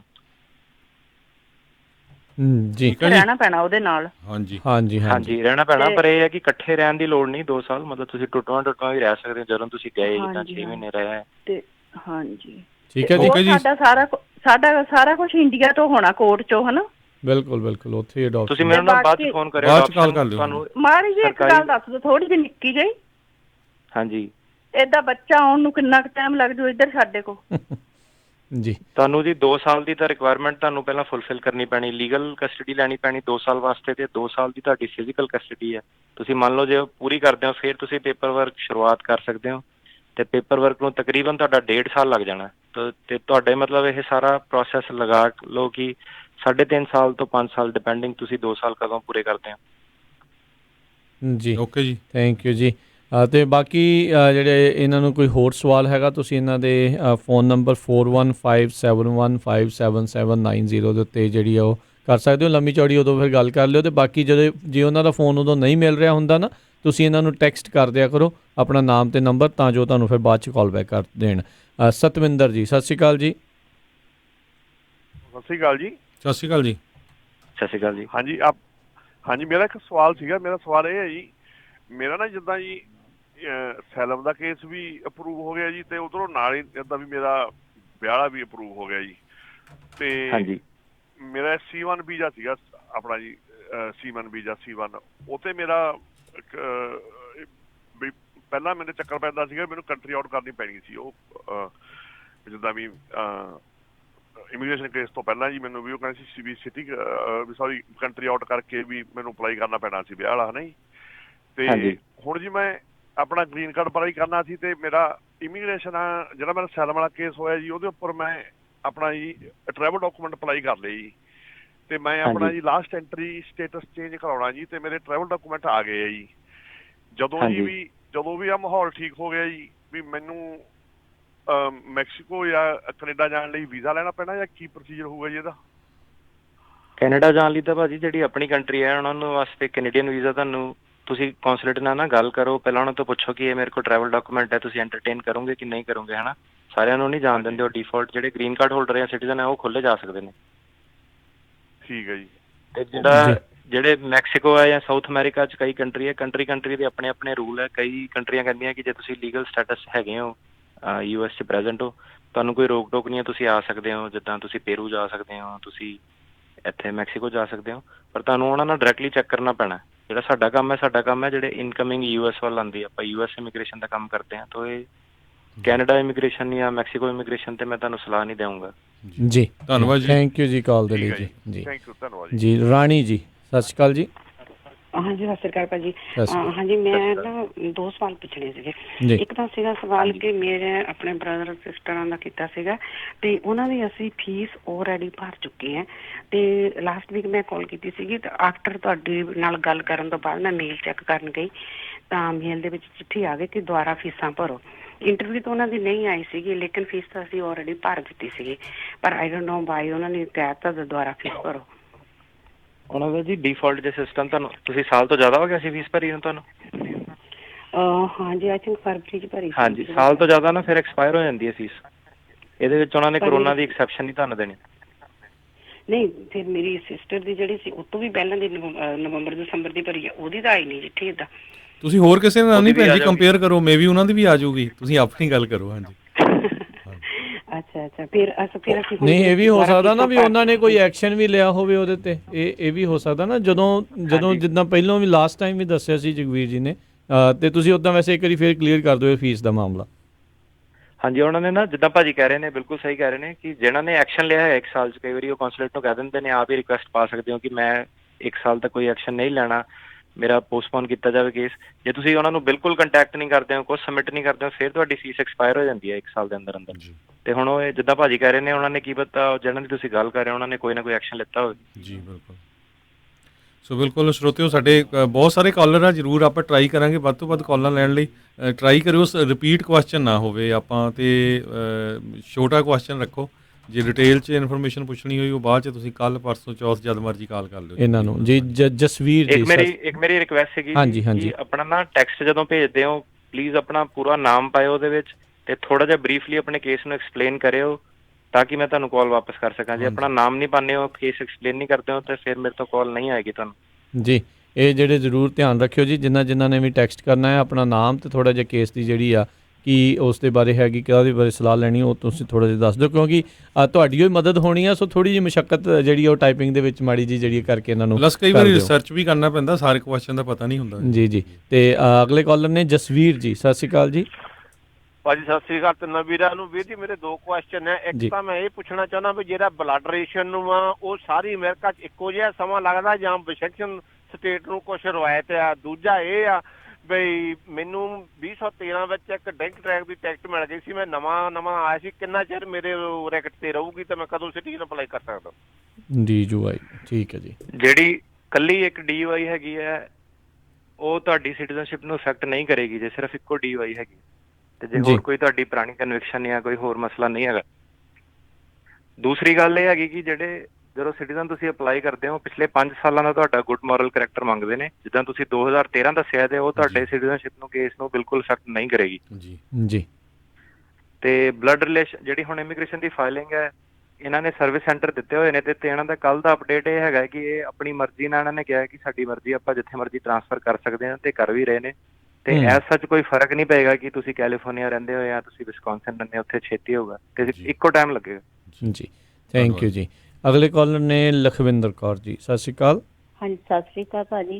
ਸਤਿ ਸ਼੍ਰੀ ਅਕਾਲ ਜੀ। ਜਿੱਦਾਂ ਮੈਂ ਪੁੱਛਣਾ ਸੀਗਾ ਕਿ ਮੇਰੇ ਹਸਬੈਂਡ ਦੇ ਡੈਡ ਤੇ ਮੋਮੋ ਇੰਡੀਆ, ਜਿੱਦਾਂ ਉਹਨਾਂ ਕੋਲ ਗ੍ਰੀਨ ਕਾਰਡ ਸੀਗਾ, ਤੇ ਉਹ ਜਿੱਦਾਂ 6 ਮਹੀਨੇ ਦੇ ਉੱਤੇ ਹਰ ਵੇਲੇ ਰਹਿ ਕੇ ਆਉਂਦੇ ਆ, ਜਿੱਦਾਂ ਉਹਨਾਂ ਨੂੰ ਮੋਸਟਲੀ ਮਈ 'ਚ ਉਹਨਾਂ ਦਾ ਐਕਸਪਾਇਰ ਹੋ ਜਾਣਾ, ਜਿੱਦਾਂ ਸਾਲ ਬਾਅਦ ਆਉਂਦੇ ਹੁੰਦੇ, ਉਹਨਾਂ ਦਾ ਕਿੱਦਾਂ ਹੋਊਗਾ ਭਾਜੀ? ਇਹ ਜਿਹੜੇ ਨਾ ਤੁਹਾਨੂੰ ਵੀ ਤੇ ਸਾਰੇ ਸਰੋਤਿਆਂ ਨੂੰ ਮੈਂ ਦੱਸ ਦਵਾਂ ਕਿ ਕਾਫੀ ਵਾਰੀ ਆਪਾਂ ਇਹ ਕੁਐਸਚਨ ਆਨਸਰ ਕਰ ਚੁੱਕੇ ਹਾਂ ਕਿ ਜਿਹੜੇ ਵੀ ਲੋਕੀ ਬਾਹਰ ਨੇ ਜਿਹਨਾਂ ਦਾ ਗ੍ਰੀਨ ਕਾਰਡ ਐਕਸਪਾਇਰ ਹੋ ਰਿਹਾ ਹੈ ਆਲਰੇਡੀ, ਉਹ ਪਲੀਜ਼ ਐਮਬੈਸੀ ਨੂੰ ਇੱਕ ਵਾਰੀ ਕੰਟੈਕਟ ਜ਼ਰੂਰ ਕਰਨ। ਜਿਹੜੀ ਵੀ ਨੀਅਰੈਸਟ ਐਮਬੈਸੀ ਹੈ ਇੱਕ ਈਮੇਲ ਪਾ ਦੇਣ, ਆਪਣਾ ਰੈਕਡ ਰੱਖ ਲੈਣ ਕਿ ਮੈਂ ਟਰਾਈ ਕੀਤੀ ਸੀ ਪੂਰੀ ਆਉਣ ਦੀ, ਇਹ ਮੇਰੀ ਰਿਟਰਨ ਟਿਕਟ ਸੀ, ਪ੍ਰਿੰਟ ਆਊਟ ਰੱਖ ਲੈਣ ਇੰਟਰਨੈਟ ਤੋਂ ਕਿ ਮੈਂ ਕੋਸ਼ਿਸ਼ ਕੀਤੀ ਸੀ, ਮੈਨੂੰ ਮਿਲੀ ਨਹੀਂ। ਤੇ ਬਾਅਦ 'ਚ ਜਦੋਂ ਇਹ ਖੁੱਲ੍ਹਦੇ ਨੇ ਫਿਰ ਜਾ ਕੇ ਨਾ ਦੁਬਾਰਾ ਤੁਸੀਂ ਐਮਬੈਸੀ ਨੂੰ ਕੰਟੈਕਟ ਕਰਦੇ ਹੋ, ਰਿਟਰਨਿੰਗ ਰੈਜ਼ੀਡੈਂਟ ਸਟੈਂਪ ਤੁਹਾਨੂੰ ਦੇ ਸਕਦੇ ਨੇ, ਜਿਹਦੇ ਨਾਲ ਕਿ ਤੁਸੀਂ US ਆ ਸਕਦੇ ਹੋ ਤੇ ਵਾਪਸ ਆਪਣਾ ਗ੍ਰੀਨ ਕਾਰਡ ਰੀਨਿਊ ਕਰਾ ਸਕਦੇ ਹੋ। ਧੰਨਵਾਦ ਜੀ। ਸੋ ਬਹੁਤ ਸਾਰੇ ਸਾਡੇ ਸਰੋਤੇ ਕਹਿੰਦੇ ਵੀ ਕਾਲ ਨਹੀਂ ਲੱਗ ਰਹੀ, ਸਾਡੀਆਂ 8 ਕਾਲਾਂ ਜਿਹੜੀਆਂ ਬਿਜ਼ੀ ਆ, ਤੁਸੀਂ ਟਰਾਈ ਜ਼ਰੂਰ ਕਰਦੇ ਰਹੋ ਜੀ। ਜੀ ਅਗਲੇ ਜਿਹੜੇ ਕਾਲਰ ਨੇ ਪਰਮਿੰਦਰ ਜੀ, ਸਤਿ ਸ਼੍ਰੀ ਅਕਾਲ। ਸਤਿ ਸ਼੍ਰੀ ਅਕਾਲ ਭਾਜੀ। ਸਤਿ ਸ਼੍ਰੀ ਅਕਾਲ ਜੀ। ਸਤਿ ਸ਼੍ਰੀ ਅਕਾਲ ਜੀ। ਭਾਜੀ ਮੇਰਾ ਕੁਐਸਚਨ ਇਹ ਸੀਗਾ ਵੀ ਮੈਂ 129F ਜਿਹੜਾ ਫੈਂਸੀ ਵੀਜ਼ਾ ਅਪਲਾਈ ਕੀਤਾ ਸੀ, ਉਹ ਮੇਰੀ ਫੈਂਸੀ ਇੱਧਰ ਆ ਵੀ ਗਈ ਸੀਗੀ, ਤੇ ਹੁਣੀ ਕਾਲ ਮੈਂ ਹਜੇ ਲਿਸਨ ਕਰ ਰਿਹਾ ਸੀਗਾ, ਉਹ ਤੁਸੀਂ ਕਿਹਾ ਸੀਗਾ ਵੀ ਕਾਊਂਟੀ ਦੇ ਆਫਿਸ ਦੇ ਵਿੱਚ ਤੁਸੀਂ ਜਾ ਕੇ ਮੈਰਿਜ ਜਿਹੜੀ ਉਹ 90 ਡੇਜ਼ ਪਰਫਾਰਮ ਕਰ ਸਕਦੇ ਹੋ, ਤੇ ਮੈਂ ਤੁਹਾਨੂੰ ਇਹ ਪੁੱਛਣਾ ਸੀਗਾ ਵੀ ਕਾਊਂਟੀ ਦੇ ਜਿਹੜੇ ਆਫਿਸ ਨੇ ਉਹ ਸਾਰੇ ਕਲੋਜ਼ਡ ਨੇ, ਇਨ ਪਰਸਨ ਆ ਜਿਹੜੀ ਉਹਨਾਂ ਨੇ ਪਬਲਿਕ ਅਸੈਸ ਜਿਹੜਾ ਬੰਦ ਕੀਤਾ ਹੋਇਆ ਹੈਗਾ, ਤੇ ਬਾਏ ਮੇਲ ਵੀ ਮੈਂ ਈਮੇਲ ਉਹਨਾਂ ਨੂੰ ਸਾਰਿਆਂ ਨੂੰ ਕੰਟੈਕਟ ਕੀਤਾ ਸੀਗਾ, ਤੇ ਜਿਹੜਾ ਅਲਮੀਡਾ ਕਾਊਂਟੀ ਹੈਗੀ ਉਹਨਾਂ ਨੇ ਐਫੀਡੇਵਿਟ ਭੇਜਿਆ ਸੀਗਾ ਇਨਐਬਿਲਿਟੀ ਟੂ ਅਪੀਅਰ ਵਾਲਾ, ਵੀ ਤੁਸੀਂ ਨੋਟਰੀ ਤੋਂ ਟੈਸਟ ਕਰਵਾ ਕੇ ਜਿਹੜੇ ਸਾਨੂੰ ਡਾਕੂਮੈਂਟ ਜਿਹੜਾ ਉਹ ਲਾਇਸੈਂਸ ਅਪਲਾਈ ਲਈ ਤੁਸੀਂ ਭੇਜ ਸਕਦੇ ਹੋਗੇ, ਤੇ ਪਰ ਬਾਅਦ ਚੋਂ ਉਹਨਾਂ ਨੇ ਕੇਰਾਂ ਲਾਇਸੈਂਸ ਸਾਨੂੰ ਇਸ਼ੂ ਕਰਤਾ, ਤੇ ਜਦੋਂ ਅਸੀਂ ਕੰਪਲੀਟ ਕਰਕੇ ਦੁਬਾਰਾ ਵਾਪਸ ਭੇਜਣ ਲੱਗੇ ਉਹਨਾਂ ਨੇ ਫੇਰ ਮੋਡੀਫਿਕੇਸ਼ਨ ਕਰਤੀ ਵੀ ਜਿਹੜਾ ਬਾਏ ਮੇਲ ਹੈਗਾ ਉਹ ਨਹੀਂ ਕੀਤਾ ਜਾਊਗਾ, ਅਸੈਪਟ ਨਹੀਂ ਕੀਤਾ ਜਾਊਗਾ। ਭਾਜੀ ਇਹ ਪਤਾ ਕੀ ਹੈ, ਇਹਨਾਂ ਦੇ ਇਹ ਜਿਹੜੀ ਸਿਚੁਏਸ਼ਨ ਕ੍ਰੀਏਟ ਹੋਈ ਅਨਪ੍ਰੈਸੀਡੈਂਟਡ ਹੈ, ਪਹਿਲਾਂ ਇਹਨਾਂ ਕੋਲ ਨਾ ਕੋਈ ਸੇਫਗਾਰਡ ਨਹੀਂ, ਤੇ ਕਾਫੀ ਸਾਰੀਆਂ ਜਿਹੜੀਆਂ ਸੰਸਥਾਵਾਂ ਉਹ ਏਦਾਂ ਹੀ ਔਨ ਦਾ ਫਲਾਈ ਉਹ ਪ੍ਰੋਸੀਜਰ ਬਣਾਉਣ ਦੀ ਕੋਸ਼ਿਸ਼ ਕਰ ਰਹੀ ਹੈ, ਤੇ ਉਹਨਾਂ ਨੇ ਨਾਲੇ ਕਿਹਾ ਵੀ ਹੋਇਆ ਕਿ ਆਪਾਂ ਬਿਨਾਂ ਨੋਟਿਸ ਸੇ ਸਾਰਾ ਕੁਝ ਕੈਂਸਲ ਕਰ ਸਕਦੇ ਹਾਂ, ਚੇਂਜ ਕਰ ਸਕਦੇ ਹਾਂ, ਤੇ ਜੋ ਤੁਸੀਂ ਦੱਸ ਰਹੇ ਹੋ ਥੋੜੀ ਖੱਜਲ ਖਰਾਬੀ ਤੇ ਹੋਏਗੀ, ਤੇ ਜਿਹੜੇ ਉਹਨਾਂ ਦੇ ਹੁਣ ਰਿਵਾਈਜ਼ ਚੇਂਜ ਪ੍ਰੋਸੀਜਰ ਆਉਂਦੇ ਨੇ ਤੁਹਾਨੂੰ ਉਹਨਾਂ ਦੇ ਹਿਸਾਬ ਨਾਲ ਹੀ ਚੱਲਣਾ ਪੈਣਾ ਜੀ। ਠੀਕ ਹੈ ਜੀ, ਧੰਨਵਾਦ ਜੀ। ਇਹਦਾ ਕੋਈ ਗ੍ਰੀਨ ਕਾਰਡ ਦਿੱਤਾ ਨਹੀਂ, ਮਤਲਬ ਜਿੱਦਾਂ ਹੁਣ ਵੀ ਇਹ ਮੈਰਿਜ ਪਰਫਾਰਮ ਜਿਹੜੀ 90 ਦਿਨ ਦੀ ਉਹਨਾਂ ਨੇ ਹਾਂਜੀ 90 ਦਿਨ ਦੀ ਜਿਹੜੀ ਰਿਕੁਆਇਰਮੈਂਟ ਹੈ ਨਾ, ਜੋ ਤੁਸੀਂ ਕਰ ਰਹੇ ਹੋ ਮੈਰਿਜ ਲਾਇਸੈਂਸ ਵਗੈਰਾ ਸਾਰਾ ਕੀਤਾ ਸੀਗਾ, ਤੁਸੀਂ ਇਹ ਸਾਰਿਆਂ ਨੂੰ ਨਾ ਸੇਵ ਕਰਕੇ ਰੱਖ ਲਓ ਰੈਕਡ ਨੂੰ ਕਿ ਮੈਂ ਹਰੇਕ ਟਾਈਮ ਕੋਸ਼ਿਸ਼ ਕੀਤੀ ਸੀਗੀ, ਇਸ ਕਰਕੇ 90 ਦਿਨ ਮੇਰੇ ਓਵਰ ਹੋ ਗਏ, ਤੇ ਕੋਈ ਪ੍ਰੋਬਲਮ ਹੋਏਗੀ ਨਹੀਂ ਜੇ ਤੁਸੀਂ ਇਹ ਸਾਰਾ ਐਵੀਡੈਂਸ ਰੱਖਦੇ ਹੋ। ਠੀਕ ਹੈ ਜੀ, ਪਰ ਜੇ ਮਤਲਬ ਉਹਨਾਂ ਨੇ ਮੈਰਿਜ ਸਰਟੀਫਿਕੇਟ ਆਲਰੇਡੀ ਭੇਜਤਾ, ਮੈਂ ਕਿਉਂਕਿ ਕੰਪਲੀਟਡ ਲਾਇਸੈਂਸ ਉਹਨਾਂ ਨੂੰ ਭੇਜਿਆ ਹੋਇਆ ਆ, ਤੇ ਜੇ ਉਹਨਾਂ ਨੇ ਮੈਰਿਜ ਸਰਟੀਫਿਕੇਟ ਭੇਜਤਾ ਫਿਰ ਮੈਂ green card adjustment status file ਕਰ ਸਕਦਾ? ਬਿਲਕੁਲ ਕਰ ਸਕਦੇ ਹਾਂ, ਕੋਈ ਰੋਕ ਟੋਕ ਨਹੀਂ ਹੈਗੀ ਜੀ। ਥੈਂਕ ਯੂ ਜੀ, ਮਿਹਰਬਾਨੀ ਜੀ। ਥੈਂਕ ਯੂ ਜੀ। ਅਗਲੇ ਕਾਲਰ ਨੇ ਹਰਭਜਨ ਜੀ, ਸਤਿ ਸ਼੍ਰੀ ਅਕਾਲ। ਹਾਂਜੀ ਸਤਿ ਸ਼੍ਰੀ ਅਕਾਲ ਭਾਜੀ।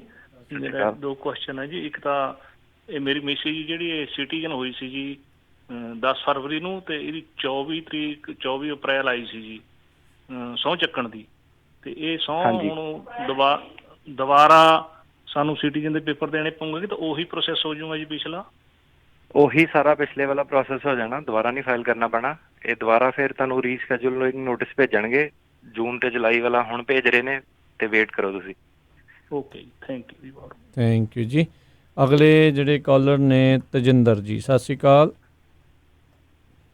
ਹਾਂਜੀ ਭਾਜੀ, ਸਤਿ ਸ਼੍ਰੀ ਅਕਾਲ ਜੀ। ਸਤਿ ਸ਼੍ਰੀ ਅਕਾਲ ਜੀ। ਸਤਿ ਸ਼੍ਰੀ ਅਕਾਲ ਜੀ। ਹਾਂਜੀ ਭਾਜੀ, ਮੇਰਾ ਕੁਐਸਚਨ ਆ ਭਾਜੀ ਉਹਨਾਂ ਨੂੰ ਕਿ ਸਾਡੇ ਮਦਰ ਇੱਥੇ US ਸਿਟੀਜ਼ਨ ਆ ਜੀ, ਤੇ ਉਹ ਇੰਡੀਆ ਗਿਆ ਨੂੰ ਨਵੰਬਰ ਦੇ ਗਏ ਆ 15 ਦੇ 19 ਦੇ, ਤੇ ਮਈ 15 ਨੂੰ ਉਹਨਾਂ ਦੇ 6 ਮਹੀਨੇ ਹੋ ਜਾਣੇ ਆ ਤੇ ਵੀਜ਼ਾ 10 ਸਾਲ ਦਾ। ਤੇ ਜੇ ਉਹ ਮਤਲਬ ਓਵਰ ਸਟੇ ਉੱਥੇ ਰਹੇ ਤੇ ਉਹ ਫਿਰ ਉਹਨਾਂ ਨੂੰ ਕੋਈ ਲੈਣਾ ਪਊਗਾ, ਮਤਲਬ ਐਂਟਰੀ ਲੈਣੀ ਪਊਗੀ ਹੋਰ? ਤੁਸੀਂ US citizen ਨੇ ਉਹਨਾਂ ਨੂੰ ਅਮਰੀਕਾ ਵੱਲੋਂ ਤਾਂ ਕੋਈ ਪ੍ਰੋਬਲਮ ਨਹੀਂ ਹੈਗੀ। ਜੇ ਤੁਸੀਂ ਇੰਡੀਆ ਦੀ ਓਵਰ ਸਟੇ ਦੀ ਗੱਲ ਕਰ ਰਹੇ ਹੋ, ਹਾਂਜੀ, ਜੇ ਤੁਸੀਂ ਇੰਡੀਆ ਦੇ ਓਵਰ ਸਟੇ ਦੀ ਗੱਲ ਕਰ ਰਹੇ ਹੋ, ਸੇਮ ਥਿੰਗ ਜਿਹੜੇ ਤੁਸੀਂ ਇੰਡੀਅਨ ਐਮਬੈਸੀ ਜਿਹੜੀ ਜਿੱਥੋਂ ਦੀ ਵੀਜ਼ਾ ਲਿੱਤਾ ਸੀਗਾ, ਜੇ ਇੱਥੋਂ ਉਹਨਾਂ ਨੇ ਲਿਆ ਸੀ ਸੈਨ ਫਰਾਂਸਿਸਕੋ ਤੋਂ, ਉਹਨਾਂ ਨੂੰ ਕੰਟੈਕਟ ਕਰ ਲਓ। ਉਹਨਾਂ ਨੂੰ ਬਸ ਇੱਕ ਈਮੇਲ ਕਰਕੇ ਨੋਟੀਫਾਈ ਕਰਨਾ, ਤੁਸੀਂ ਹੋਰ ਕੁਝ ਨਹੀਂ ਕਰਨਾ। ਤੇ ਓਵਰ ਸਟੇ ਦੀ ਆਪਾਂ ਉਮੀਦ ਕਰਦੇ ਹਾਂ ਕਿ ਇਹ ਵੀ ਇੰਡੀਅਨ ਸਰਕਾਰ ਵੀ ਸੇਮ ਬੈਨੀਫਿਟ ਦੇਗੀ, ਕੋਈ ਪ੍ਰੋਬਲਮ ਨਹੀਂ ਦੇਗੀ ਓਵਰ ਸਟੇ ਵਾਲਿਆਂ ਨੂੰ। ਜੀ, ਅੱਛਾ, ਉਹਨਾਂ ਉੱਥੋਂ ਈਮੇਲ ਕੀਤੀ ਤੇ ਉਹਦਾ ਕੋਈ ਆਨਸਰ ਨਹੀਂ ਦੇ ਰਹੇ, ਮਤਲਬ ਉਹਨਾਂ ਅੰਮ੍ਰਿਤਸਰ ਕੰਟੈਕਟ ਕੀਤਾ ਸੀ ਤੇ ਉਹ ਕੋਈ ਆਨਸਰ ਨਹੀਂ ਦੇ ਰਿਹਾ। ਚਲੋ ਇੱਥੋਂ ਕਰ ਦਿੰਦੇ ਹਾਂ, ਠੀਕ ਹੈ ਜੀ। ਅੰਬੈਸੀ ਨੂੰ ਕੰਟੈਕਟ ਕਰੋ। ਜੀ, ਥੈਂਕ ਯੂ ਜੀ। ਥੈਂਕ ਯੂ ਜੀ ਥੈਂਕ ਯੂ ਜੀ।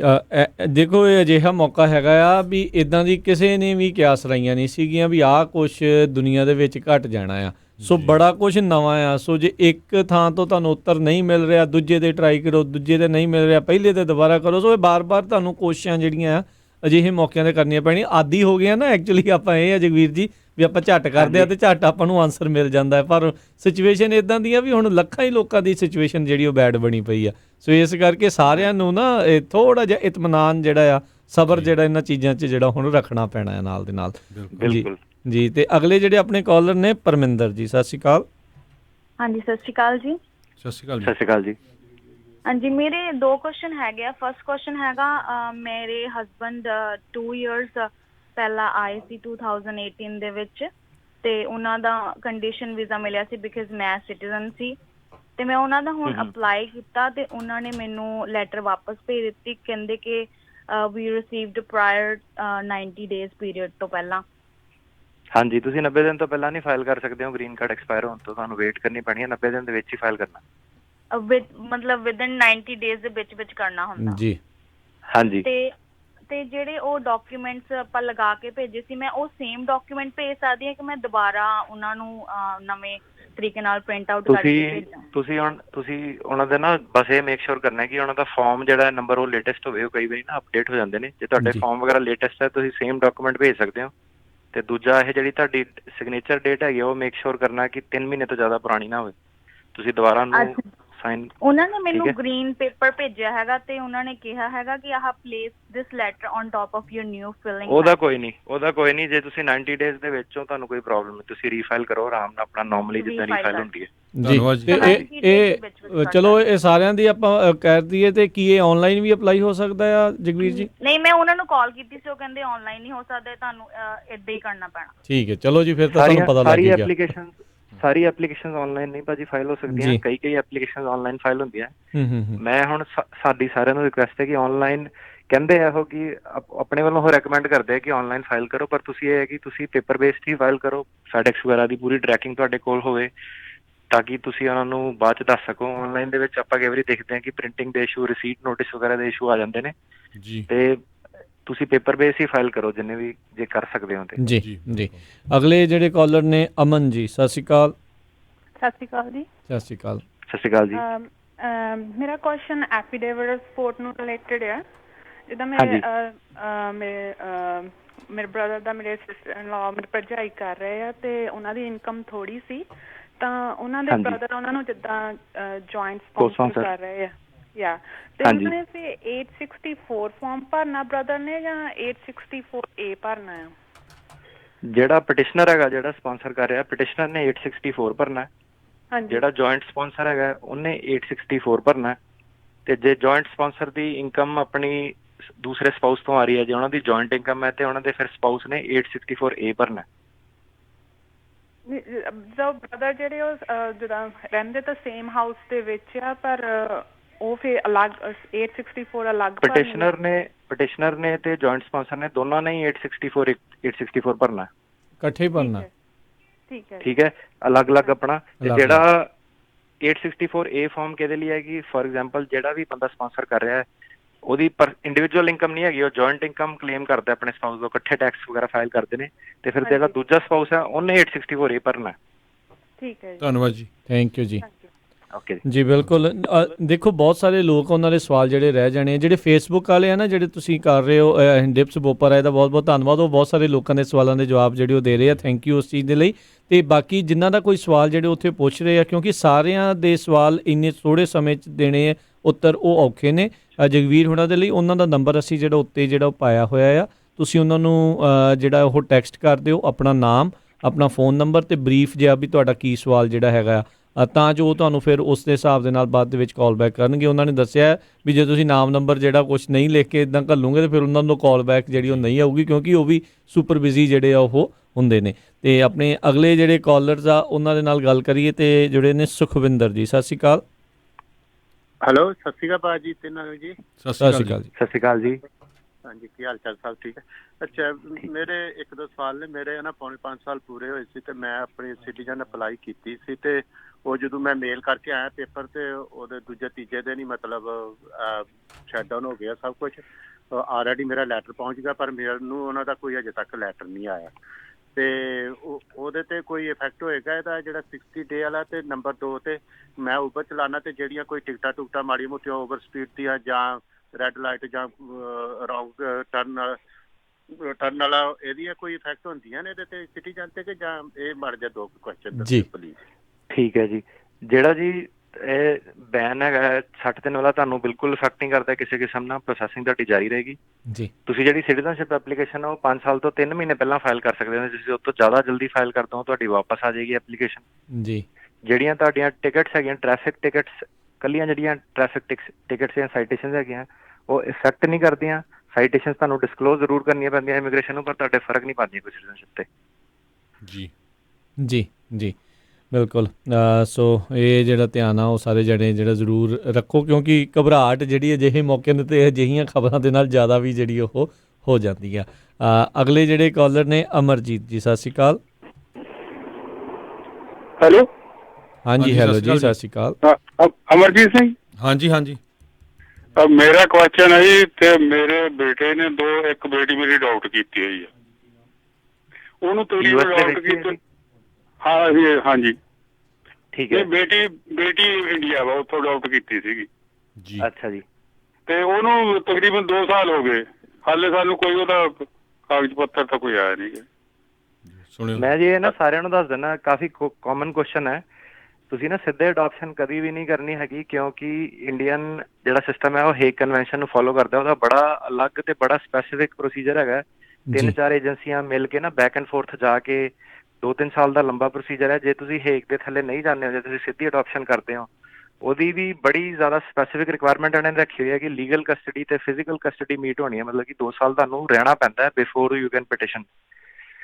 ਜੇ ਤੁਸੀਂ ਪਹਿਲਾਂ ਪੇਪਰ ਪਾਉਂਦੇ ਹੋ, ਉਹਨਾਂ ਨੇ ਕੀ ਕਰਨਾ ਕਿ ਐਂਡ 'ਚ ਉਹਨਾਂ ਨੇ ਕਰਨਾ ਡਿਨਾਈ ਹੈ 2-3 ਸਾਲ ਲਾ ਕੇ ਨਾ, ਤੇ ਫਿਰ ਇਹ ਤੁਸੀਂ ਦੇਖ ਕੇ ਸਿੱਧੇ ਕੋਈ ਵੀ ਅਡਾਪਸ਼ਨ ਨਾ ਕਰੇ ਕਦੀ ਵੀ ਇੰਡੀਆ। ਤੇ ਹੁਣ ਜਿੱਦਾਂ ਤੁਸੀਂ ਭਾਜੀ ਦੱਸ ਰਹੇ ਹੋ, ਮੈਨੂੰ ਲੱਗ ਰਿਹਾ ਹੈ ਕਿ ਜੋ ਤੁਸੀਂ ਫੈਕਟ ਦੱਸ ਰਹੇ ਹੋ ਕਿ 2 ਸਾਲ ਦੀ ਫਿਜ਼ੀਕਲ ਕਸਟਡੀ ਮੀਟ ਨਹੀਂ ਹੁੰਦੀ। ਨਹੀਂ, 2 ਸਾਲ ਅਸੀਂ ਉੱਥੇ ਰਹੇ ਜੀ, ਵੈਸੇ 2 ਸਾਲ ਰਹਿ ਕੇ ਆ ਕੇ ਅਡਾਪਟ ਕੀਤਾ, ਆ ਕੇ ਫਿਰ ਕੇਸ ਲਾਇਆ। ਠੀਕ ਹੈ। ਤੇ ਉਹ ਫਿਰ ਤੁਸੀਂ ਜੇ ਤੁਹਾਡੇ ਕੋਲ 130 ਇੱਕ ਰਸੀਦ ਨੰਬਰ ਵਗੈਰਾ ਹੁੰਦਾ, ਤੁਸੀਂ ਨਾ ਉਹਨੂੰ ਕਾਲ ਕਰੋ, ਸਰਵਿਸ ਰਿਕੁਐਸਟ ਪਲੇਸ ਕਰੋ, ਤੇ ਉਹ ਤੁਹਾਡੀ ਹੈਲਪ ਕਰਨਗੇ ਜਿਹੜੇ ਕੌਂਸਲੇਟ, ਜਿਹੜੇ ਯੂਐਸਏ ਵਾਲੇ। ਧੰਨਵਾਦ ਜੀ, ਥੈਂਕ ਯੂ ਜੀ। ਜੀ ਅਗਲੇ ਕਾਲਰ ਉਹਨਾਂ ਦੇ ਨਾਲ ਆਪਾਂ ਜਿਹੜੀ ਜੀ ਗੱਲ ਕਰਦੇ ਹਾਂ, ਮਨਦੀਪ ਜੀ, ਸਤਿ ਸ਼੍ਰੀ ਅਕਾਲ ਜੀ। ਮਨਦੀਪ ਜੀ। ਮਨਜੀਤ ਜੀ। ਜੀ ਜੀ ਸੌਰੀ, ਸਤਿ ਸ਼੍ਰੀ ਅਕਾਲ ਜੀ। ਸਤਿ ਸ਼੍ਰੀ ਅਕਾਲ ਜੀ। ਸਤਿ ਸ਼੍ਰੀ ਅਕਾਲ ਜੀ। ਹਾਂਜੀ, ਮੇਰਾ ਕੁਐਸਚਨ ਇਹ ਹੈ ਭਾਜੀ, ਵੀ ਮੇਰਾ ਬੇਟਾ ਨਾ ਇੰਡੀਆ ਗਿਆ ਆ ਤੇ ਫਰਵਰੀ ਮਹੀਨੇ 3 ਮੰਥ ਹੋ ਜਾਣੇ ਉਹਨੂੰ ਗਏ ਨੂੰ। ਉਹਦੇ ਬਾਰੇ ਮੈਨੂੰ ਦੱਸੋ ਕਿ ਕਿੱਦਾਂ ਵੀ ਆਏਗਾ, ਗ੍ਰੀਨ ਕਾਰਡ ਤੇ ਹੈ। ਇਹ ਜੀ ਕਾਫੀ ਵਾਰੀ ਆਪਾਂ ਐਕਸਪਲੇਨ ਕੀਤਾ, 1 ਸਾਲ ਤੱਕ ਕੋਈ ਦਿੱਕਤ ਨਹੀਂ ਹੋਣੀ ਚਾਹੀਦੀ ਹੈ, ਤੇ ਤੁਸੀਂ ਉਹਨਾਂ ਨੂੰ ਬਸ ਕੌਂਸਲਟ ਵਾਲਿਆਂ ਨੂੰ ਇੱਕ ਈਮੇਲ ਪਾ ਦਿਓ, ਤੇ 3 ਮਹੀਨੇ ਤੇ ਅਜੇ ਉਹਨੂੰ ਹੈਗਾ ਟਾਈਮ, ਮੇਰੇ ਹਿਸਾਬ ਨਾਲ ਕੋਈ ਪ੍ਰੋਬਲਮ ਨਹੀਂ ਹੋਏਗੀ। ਹੋ ਸਕਦਾ ਵੀ ਉਦੋਂ ਤੱਕ ਓਪਨ ਹੋ ਜਾਵੇ ਜੀ। ਸੋ ਬਹੁਤ ਸਾਰੇ ਜਿਹੜੇ ਸਾਡੇ ਸਰੋਤੇ ਆ ਨਾ ਉਹ ਫੇਸਬੁੱਕ ਤੇ ਕੁਐਸਚਨ ਆ, ਸੌਰੀ ਸਾਰਿਆਂ ਦੇ ਆਪਾਂ ਆਨਸਰ ਨਹੀਂ ਕਰ ਸਕਦੇ। ਸਨੀ ਗਰੇਵਾਲ ਜੀ ਉਹਨਾਂ ਦਾ ਇੱਕ ਕੁਐਸਚਨ ਆ, ਜਗਵੀਰ ਜੀ ਭਈ OCI ਕਾਰਡ ਇਹ ਡਬਲ ਸਿਟੀਜ਼ਨਸ਼ਿਪ ਆ? ਮੇਰੇ ਖਿਆਲ ਨਾਲ ਤਾਂ ਨਹੀਂ, ਪਰ ਇੱਕ ਗੱਲ ਜ਼ਰੂਰ ਆ, ਜਿਨ੍ਹਾਂ ਦੇ ਕੋਲ OCI ਕਾਰਡ ਹੈਗਾ, ਜੇ ਕਿਤੇ ਇੰਡੀਆ 'ਚ ਅਰੈਸਟ ਹੋ ਜਾਂਦੇ ਤਾਂ ਫਿਰ ਜਿਹੜੀ US ਦੀ ਐਮਬੈਸੀ ਆ ਉਹ ਕਹਿ ਸਕਦੀ ਆ ਵੀ ਤੁਹਾਡੇ ਕੋਲ ਤਾਂ OCI ਕਾਰਡ ਆ, ਅਸੀਂ ਬਾਹਲਾ ਨਹੀਂ ਫੋਲੋ ਅਪ ਕਰਨਾ ਹੈਗਾ। ਤੁਸੀਂ ਕੀ ਕਹਿਣਾ ਚਾਹੁੰਦੇ ਇਹਦੇ ਬਾਰੇ? ਜਿਹੜੇ ਤਾਂ ਡੋਮੈਸਟਿਕ ਮਤਲਬ ਡਿਪਲੋਮੈਟਸ ਵਗੈਰਾ ਉਹਨਾਂ ਨੂੰ ਐਕਸੈਪਸ਼ਨ ਹੁੰਦੀ ਹੈ, ਪਰ US ਸਿਟੀਜ਼ਨ ਜੇ ਜਾ ਕੇ ਉੱਥੇ ਅਰੈਸਟ ਹੁੰਦਾ ਨਾਰਮਲੀ, ਉਹਦੇ ਵਿੱਚ ਸਰਕਾਰ ਨਹੀਂ ਇੰਟਰਵੀਨ ਕਰਦੀ ਹੈਗੀ। ਉਹਨਾਂ ਦੇ ਥੋੜਾ ਰਿਸਪੌਂਸਿਬਿਲਿਟੀ ਹੈਗੀ ਕਿ ਜਿਹੜਾ ਵੀ US ਸਿਟੀਜ਼ਨ ਕਿਤੇ ਵੀ ਅਰੈਸਟ ਹੁੰਦਾ ਉਹਨੂੰ ਉਹ ਕਰਨਾ ਜੀ ਜੀ। ਤੇ ਜਿਹੜੇ ਲੋਕ OCI ਕਾਰਡ ਲੈਂਦੇ ਨੇ, ਕੀ ਉਹ ਐਕਚੁਅਲ ਦੇ ਵਿੱਚ ਡੂਅਲ ਸਿਟੀਜ਼ਨਸ਼ਿਪ ਹੁੰਦੀ ਹੈ? ਵੀਜ਼ਾ ਹਾਂਜੀ ਕਾਈਂਡ ਆਫ, ਮਤਲਬ ਫੁੱਲ ਫਲੈਜ ਸਿਟੀਜ਼ਨਸ਼ਿਪ ਤਾਂ ਨਹੀਂ ਹੁੰਦੀ, ਪਰ ਯੈਸ ਉਹਦੇ ਕਾਫੀ ਸਾਰੇ ਬੈਨੀਫਿਟ ਨੇ ਸੇਮ ਲਾਈਕ ਸਿਟੀਜ਼ਨਸ਼ਿਪ। ਜੀ ਜੀ। ਅਗਲੇ ਜਿਹੜੇ ਕਾਲਰ ਨੇ ਅਤਵਾਰ ਸਿੰਘ ਜੀ, ਸਤਿ ਸ਼੍ਰੀ ਅਕਾਲ। ਸਤਿ ਸ਼੍ਰੀ ਅਕਾਲ ਜੀ। ਸਤਿ ਸ਼੍ਰੀ ਅਕਾਲ ਜੀ। ਸਤਿ ਸ਼੍ਰੀ ਅਕਾਲ ਜੀ। ਜੀ ਮੇਰੇ ਜੀ ਭਤੀਜਾ ਤੇ ਮੇਰੀ ਭਤੀਜ ਨੂੰ ਇੰਡੀਆ 'ਚੋਂ ਵੀਜ਼ਾ ਮਿਲੇ ਨੂੰ 2 ਮਹੀਨੇ ਹੋ ਗਏ ਜੀ। ਉਹਨਾਂ ਨੇ ਇੱਥੇ ਵਾਪਸ ਆਉਣਾ ਜੀ, ਉਹਨਾਂ ਨੂੰ ਕੋਈ ਪ੍ਰੋਬਲਮ ਨਹੀਂ ਹੋਊ ਜਦੋਂ ਹੁਣ ਵੀਜ਼ਾ ਐਕਸਪਾਇਰ ਹੋ ਜਾਊ ਤਾਂ? ਇਮੀਗ੍ਰੇਟ ਵੀਜ਼ਾ ਹਾਂਜੀ ਪੱਕੇ ਵੀਜ਼ੇ ਤੇ ਆ ਰਿਹਾ। ਹਾਂਜੀ ਪੱਕੇ ਵੀਜ਼ੇ ਤੇ ਆ ਰਹੇ। ਹਾਂਜੀ ਇਹਨਾਂ ਨੇ ਨਾ ਕਿਹਾ ਕਿ 23 ਅਪ੍ਰੈਲ ਜਿਹਨਾਂ ਨੂੰ ਵੀ 23 ਅਪ੍ਰੈਲ ਤੋਂ ਪਹਿਲਾਂ ਵੀਜ਼ਾ ਮਿਲਿਆ ਕੋਈ ਪ੍ਰੋਬਲਮ ਨਹੀਂ ਹੈ। ਜੇ 6 ਮਹੀਨੇ ਦਾ ਵੀਜ਼ਾ ਜੇ ਐਕਸਪਾਇਰ ਹੋ ਜਾਂਦਾ ਉਹ ਕਹਿੰਦੇ ਕਿ ਉਹਨੂੰ ਦੁਬਾਰਾ ਤਾਂ ਕਰਕੇ ਰੀਨਿਊ ਕਰਾਉਣਾ ਪੈਣਾ, ਅਦਰਵਾਈਜ਼ ਕੋਈ ਪ੍ਰੋਬਲਮ ਨਹੀਂ ਜੀ। ਜੇ ਉਹਨਾਂ ਦੀ ਜੇ ਹੁਣ ਇਹਦਾ ਮਤਲਬ ਇਹ ਹੈ ਵੀ ਜੇ ਉਹਦੀ ਮਿਆਦ ਹੈਗੀ ਆ ਤੇ ਉਸ ਤੋਂ ਪਹਿਲਾਂ ਓਪਨ ਹੋ ਜਾਂਦਾ, ਜੇ ਉਹ ਆ ਜਾਂਦੇ ਕੋਈ ਪ੍ਰੋਬਲਮ ਨਹੀਂ ਆ, ਤੇ ਜੇ ਮਿਆਦ ਮੁੱਕ ਜਾਂਦੀ ਹੈ ਤੇ ਮੁੜ ਕੇ ਦੁਬਾਰਾ ਉਹਨਾਂ ਨੂੰ ਰੀਨਿਊ ਕਰਵਾਉਣਾ ਪਊਗਾ ਜੀ। ਬਿਲਕੁਲ ਜੀ। ਤੇ ਅਗਲੇ ਜਿਹੜੇ ਕਾਲਰ ਨੇ ਖਾਦਿਮ ਹੁਸੈਨ, ਸਤਿ ਸ਼੍ਰੀ ਅਕਾਲ ਜੀ। ਸਰ ਮੇਰਾ ਇਹੀ ਸੇਮ ਕੁਐਸਚਨ ਸੀਗਾ, ਮੈਨੂੰ ਆਨਸਰ ਮਿਲ ਗਿਆ, thank you so much. Thank you, ਠੀਕ ਹੈ ਜੀ, ਮਿਹਰਬਾਨੀ ਜੀ। ਜੀ ਜੀ। ਅਗਲੇ ਜਿਹੜੇ ਕਾਲਰ ਨੇ ਪਰਮਜੀਤ ਜੀ, ਸਤਿ ਸ਼੍ਰੀ ਅਕਾਲ। ਸਤਿ ਸ਼੍ਰੀ ਅਕਾਲ ਭਾਜੀ। ਸਤਿ ਸ਼੍ਰੀ ਅਕਾਲ ਜੀ। ਮੈਂ ਗ੍ਰੀਨ ਕਾਰਡ ਹੋਲਡਰ ਹਾਂ ਤੇ ਮੈਂ ਆਪਣੇ ਬੱਚਿਆਂ ਦਾ ਅਪਲਾਈ ਕੀਤਾ ਹੋਇਆ। ਮੇਰੀ ਡਾਟਰ ਇਸ ਟਾਈਮ ਤੇ ਹੈਗੀ ਆ 22 ਸਾਲ ਦੀ, ਤੇ ਮੈਂ ਜਦੋਂ ਅਪਲਾਈ ਕੀਤਾ ਸੀ ਜੂਨ 2017 ਚ। ਮੇਰਾ ਬੇਟਾ ਹੈਗਾ 15 ਸਾਲ ਦਾ, ਉਹਨਾਂ ਦਾ ਸਭ ਕੁਝ ਹੋ ਗਿਆ। ਹੁਣ ਉਹਨਾਂ ਦਾ ਕੇਸ, ਜਿਹੜੀ ਸਾਨੂੰ ਲਾਸਟ ਈਮੇਲ ਆਈ ਸੀ ਉਹ ਸੀਗੀ ਕਿ ਉਹ ਅਪਾਇੰਟਮੈਂਟ ਦੀ ਵੇਟ ਕਰਦੇ ਪਿਆ ਇੰਟਰਵਿਊ ਦੀ। ਤੇ ਮੇਰੇ ਬੇਟੀ ਦਾ ਜਦੋਂ ਅਪਲਾਈ ਕੀਤਾ ਸੀ, ਐਸ ਪਰ ਜਿਹੜਾ ਸਾਡਾ ਵਕੀਲ ਸੀਗਾ ਪਹਿਲਾਂ, ਉਹਨੇ ਦੱਸਿਆ ਸੀ ਕਿ 22 ਮਹੀਨੇ ਦਾ ਗ੍ਰੇਸ ਪੀਰੀਅਡ ਉਹਦੇ ਕੋਲ ਹੈਗਾ। ਤੇ ਜੇ ਆ ਸਾਰਾ ਕੁਝ ਜੋ ਵੀ ਹੁਣ ਬੈਨ ਲੱਗਾ, ਉਹ ਮੇਰੇ ਬੱਚਿਆਂ ਦੇ ਕੇਸ ਤੇ ਇਫੈਕਟ ਕਰੇਗਾ? ਨਹੀਂ ਕਰੇਗਾ। ਧੰਨਵਾਦ ਜੀ। ਕਿਉਂਕਿ ਜਦੋਂ ਤੁਸੀਂ ਸਾਰਾ ਕੁਝ ਫਾਈਲ ਕਰਤਾ ਨਾ, ਤੇ ਜਿਹੜੀ ਏਜ ਆਫ ਫ੍ਰੀਜ਼ ਹੋ ਜਾਂਦੀ ਹੈ।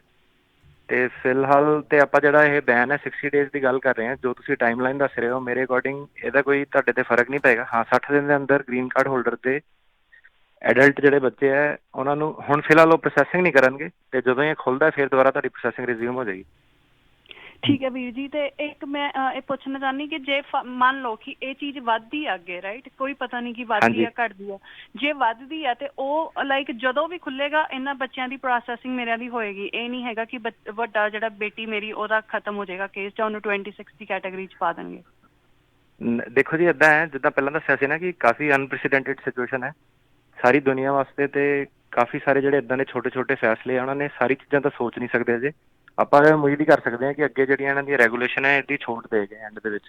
ਜੀ ਜੀ ਬਿਲਕੁਲ। ਉਹ ਇਹਨਾਂ ਹਾਲਾਤਾਂ ਨੂੰ ਮੱਦੇਨਜ਼ਰ ਰੱਖਦੇ ਹੋਏ ਕੁਛ ਨਾ ਕੁਛ ਐਕਸੈਪਸ਼ਨਸ ਜਿਹੜੀਆਂ ਉਹ ਦੇਣਗੇ।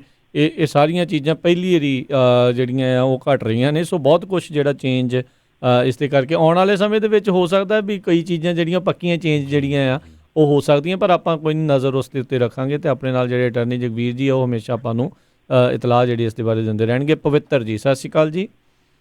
ਹਾਂਜੀ ਸਤਿ ਸ਼੍ਰੀ ਅਕਾਲ ਜੀ। ਸਤਿ ਸ਼੍ਰੀ ਅਕਾਲ ਜੀ। ਸਤਿ ਸ਼੍ਰੀ ਅਕਾਲ ਜੀ। ਹਾਂਜੀ ਵੀਰ ਜੀ, ਮੈਂ ਨਾ ਗ੍ਰੀਨ ਕਾਰਡ ਤੇ ਹਾਂ, ਤੇ ਮੈਂ 2018 ਚ ਆਪਣੀ ਵਾਈਫ ਦਾ ਅਪਲਾਈ ਕੀਤਾ ਸੀਗਾ, ਤੇ ਹੁਣ ਜਨਵਰੀ ਚ ਅਪਰੂਵਲ ਆ ਗਈ, ਰਾਈਟ। ਤੇ ਹੁਣ ਮੇਰਾ ਪਿਛਲੇ ਸਾਲ ਅਕਤੂਬਰ ਚ ਬੇਟਾ ਹੋ ਗਿਆ, ਤੇ ਮੈਂ ਆਪਣਾ ਉਹ ਬੇਟੇ ਦਾ ਵੀ ਐਡ ਕਰਾਤਾ, ਫੀਸ ਵੀ ਭਰਤੀ, ਸਾਰਾ ਕੁਝ ਕਰਤਾ ਜੀ, ਰਾਈਟ। ਤੇ ਹੁਣ ਬਸ ਵਾਈਫ ਦੀ PCC ਰਹਿ ਗਈ ਆ, ਤੇ ਉਧਰੋਂ ਇੰਡੀਆ ਸ਼ਟਡਾਊਨ ਹੋ ਗਿਆ, ਤੁਹਾਨੂੰ ਪਤਾ ਹੈ ਇੱਥੇ ਵੀ, ਇਹਦਾ ਕੋਈ ਇਫੈਕਟ ਨਹੀਂ ਪਏਗਾ? ਇਹ ਕਾਉਂਸਲਰ ਪ੍ਰੋਸੈਸਿੰਗ ਕੀਤੀ ਹੈ ਨਾ ਤੁਸੀਂ, ਉਹ ਬਾਹਰ ਆ ਨਾ US ਤੋਂ? ਹਾਂਜੀ ਨਹੀਂ ਮੈਂ ਇੱਥੇ ਅਮਰੀਕਾ ਚ, ਨਿਊ ਜਰਸੀ ਚ। ਨਹੀਂ, ਉਹ ਵਾਈਫ ਤੇ ਬੇਟਾ ਤੁਹਾਡਾ ਓਵਰਸੀਜ਼ ਆ ਨਾ? ਹਾਂਜੀ ਇੰਡੀਆ ਨੇ ਜੀ। ਹਾਂਜੀ, ਨਹੀਂ ਕੋਈ ਫਰਕ ਨਹੀਂ ਪਏਗਾ ਇਹਦਾ, ਬਸ PCC ਇਹ ਹੈ ਕਿ ਸਬਮਿਟ ਕਰਾਣੀ ਹੈ, ਜਦੋਂ ਖੁੱਲਦਾ ਫਿਰ ਤੁਸੀਂ ਅੱਗੇ ਕਾਰਵਾਈ ਪਾਓ ਆਪਣੀ। ਜੀ ਠੀਕ ਹੈ ਜੀ, ਥੈਂਕ ਯੂ ਜੀ, ਥੈਂਕ ਯੂ ਜੀ। ਅਗਲੇ ਕਾਲਰ ਨੇ ਗੁਰਸ਼ਰਨ ਜੀ, ਸਤਿ ਸ਼੍ਰੀ ਅਕਾਲ। ਹਾਂਜੀ ਸਤਿ ਸ਼੍ਰੀ ਅਕਾਲ ਵੀਰ ਜੀ। ਸਤਿ ਸ਼੍ਰੀ ਅਕਾਲ। ਸਤਿ ਸ਼੍ਰੀ ਅਕਾਲ ਜੀ। ਹਾਂਜੀ ਭਾਜੀ, ਮੇਰੀ ਰੀਮੈਰਿਜ ਹੋਈ ਹੈ ਇੱਥੇ ਲਾਸਟ ਜੁਲਾਈ ਵਿੱਚ। ਮੈਂ ਆਈ ਸੀ ਇੱਥੇ, ਮੇਰੇ ਕੋਲ ਬੇਟੀ ਇੰਡੀਆ ਦੇ ਵਿੱਚ ਆ, ਉਹ ਇੰਡੀਆ 14 ਇਅਰਸ 올ਡ ਆ, ਬਟ ਉਹਦਾ ਅਪਲਾਈ ਕੀਤਾ ਸੀ ਮੈਂ ਹਸਬੈਂਡ ਦੇ ਥਰੂ ਅਪਲਾਈ ਕੀਤਾ ਸੀ ਲਾਸਟ ਅਗਸਤ ਦੇ ਵਿੱਚ। ਉਹਦੀ ਪ੍ਰਾਇਓਰਿਟੀ ਡੇਟ 14 ਅਗਸਤ ਦੀ। ਹੁਣ ਮੈਂ ਸਟੇਟਸ ਆਨਲਾਈਨ ਚੈੱਕ ਕਰ ਰਹੀ ਹਾਂ ਕੇਸ ਫਾਈਲ ਕੇਸ, ਹੁਣ 22 ਜੁਲਾਈ 2019 ਦੇ ਕੇਸਿਸ ਚੱਲ ਰਹੇ ਆ, ਤੇ ਇਹਦੇ ਵਿੱਚ ਕੀ ਇਹਦੇ ਵਿੱਚ ਕੋਈ ਉਸ 60 ਡੇ ਵਾਲੀ ਸਸਪੈਂਸ਼ਨ ਤਾਂ ਨਹੀਂ ਆ ਰਹੀ? ਮਤਲਬ ਤੁਹਾਡੇ ਹਸਬੈਂਡ ਯੂਐਸ ਸਿਟੀਜ਼ਨ ਨੇ ਫਾਈਲ ਕੀਤਾ ਨਾ ਸਟੈਪ ਚਾਈਲਡ ਲਈ? ਹਾਂਜੀ ਹਾਂਜੀ, ਉਹਨਾਂ ਨੂੰ ਜਿੱਦਾਂ ਮੈਂ ਦੱਸਿਆ ਕਿ ਯੂਐਸ ਸਿਟੀਜ਼ਨ ਜਿਹੜੇ ਸਟੈਪ ਚਾਈਲਡ ਵਾਸਤੇ ਫਾਈਲ ਕਰ ਰਹੇ ਨੇ ਉਹਨਾਂ ਨੂੰ ਕੋਈ ਰੋਕ ਨਹੀਂ ਹੈਗੀ, 60 ਦਿਨ ਦਾ ਕੋਈ ਫਰਕ ਨਹੀਂ ਪੈਂਦਾ ਉਹਨਾਂ ਤੇ। ਠੀਕ ਹੈ ਜੀ, ਥੈਂਕ ਯੂ ਜੀ। ਅਗਲੇ ਜਿਹੜੇ ਕਾਲਰ ਨੇ ਆਪਣੇ ਨਾਲ ਜੁੜੇ, ਸੁਖਜਿੰਦਰ ਜੀ, ਸਤਿ ਸ਼੍ਰੀ ਅਕਾਲ। ਮੈਂ ਜੀ ਪੁੱਛਣਾ ਸੀਗਾ, ਮੈਂ ਸਿਟੀਜ਼ਨ ਬਣਿਆ ਜਨਵਰੀ ਦੇ ਵਿੱਚ ਜੀ। ਮੇਰੇ ਕੋਲੇ ਸਰਟੀਫਿਕੇਟ ਸਭ ਕੁਝ ਹੈਗਾ, ਤੇ ਮੇਰੇ ਮਾਤਾ ਜੀ ਇੰਡੀਆ ਤੋਂ ਆਏ ਆ ਦਸੰਬਰ ਦੇ ਵਿੱਚ ਟੂਰਿਸਟ ਵੀਜ਼ੇ ਤੇ। ਉਹਨਾਂ 10 ਸਾਲ ਦਾ ਵੀਜ਼ਾ, ਉਹਨਾਂ ਨੇ 30 ਮਈ ਨੂੰ ਵਾਪਸ ਜਾਣਾ। ਕੀ ਮੈਂ ਉਹਨਾਂ ਦੇ ਪੱਕੇ ਤੌਰ ਤੇ ਪੇਪਰ ਭਰ ਸਕਦਾ ਜਾਂ ਮੈਨੂੰ ਵੇਟ ਕਰਨੀ ਪਊਗੀ?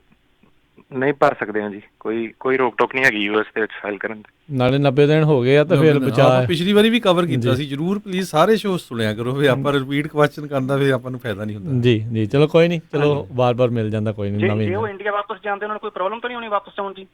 ਨਹੀਂ, ਜੇ ਅਪਲਾਈ ਕਰਤਾ ਫਿਰ ਇੰਡੀਆ ਥੋੜ੍ਹਾ ਜਾ ਸਕਦੇ ਜਦੋਂ ਤੱਕ ਕੇਸ ਨਹੀਂ ਉਹਨਾਂ ਦਾ ਇੱਥੋਂ ਡਿਸਾਈਡ ਹੁੰਦਾ।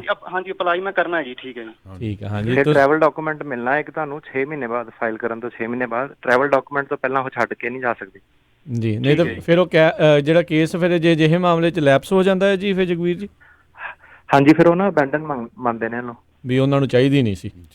ਜੀ ਹਾਂਜੀ, ਇਹਦਾ ਮਤਲਬ ਹੈ ਵੀ ਫਿਰ ਫਿਊਚਰ ਦੇ ਉੱਤੇ ਵੀ ਪ੍ਰੋਬਲਮ ਪੈ ਸਕਦੀ ਬਾਅਦ ਦੇ ਵਿੱਚ, ਵੀ ਪਹਿਲੀ ਦੀ ਵੀ ਕਰਕੇ ਜਿਹੜਾ ਉਹ ਸ਼ਾਇਦ ਨਹੀਂ ਕੀਤਾ।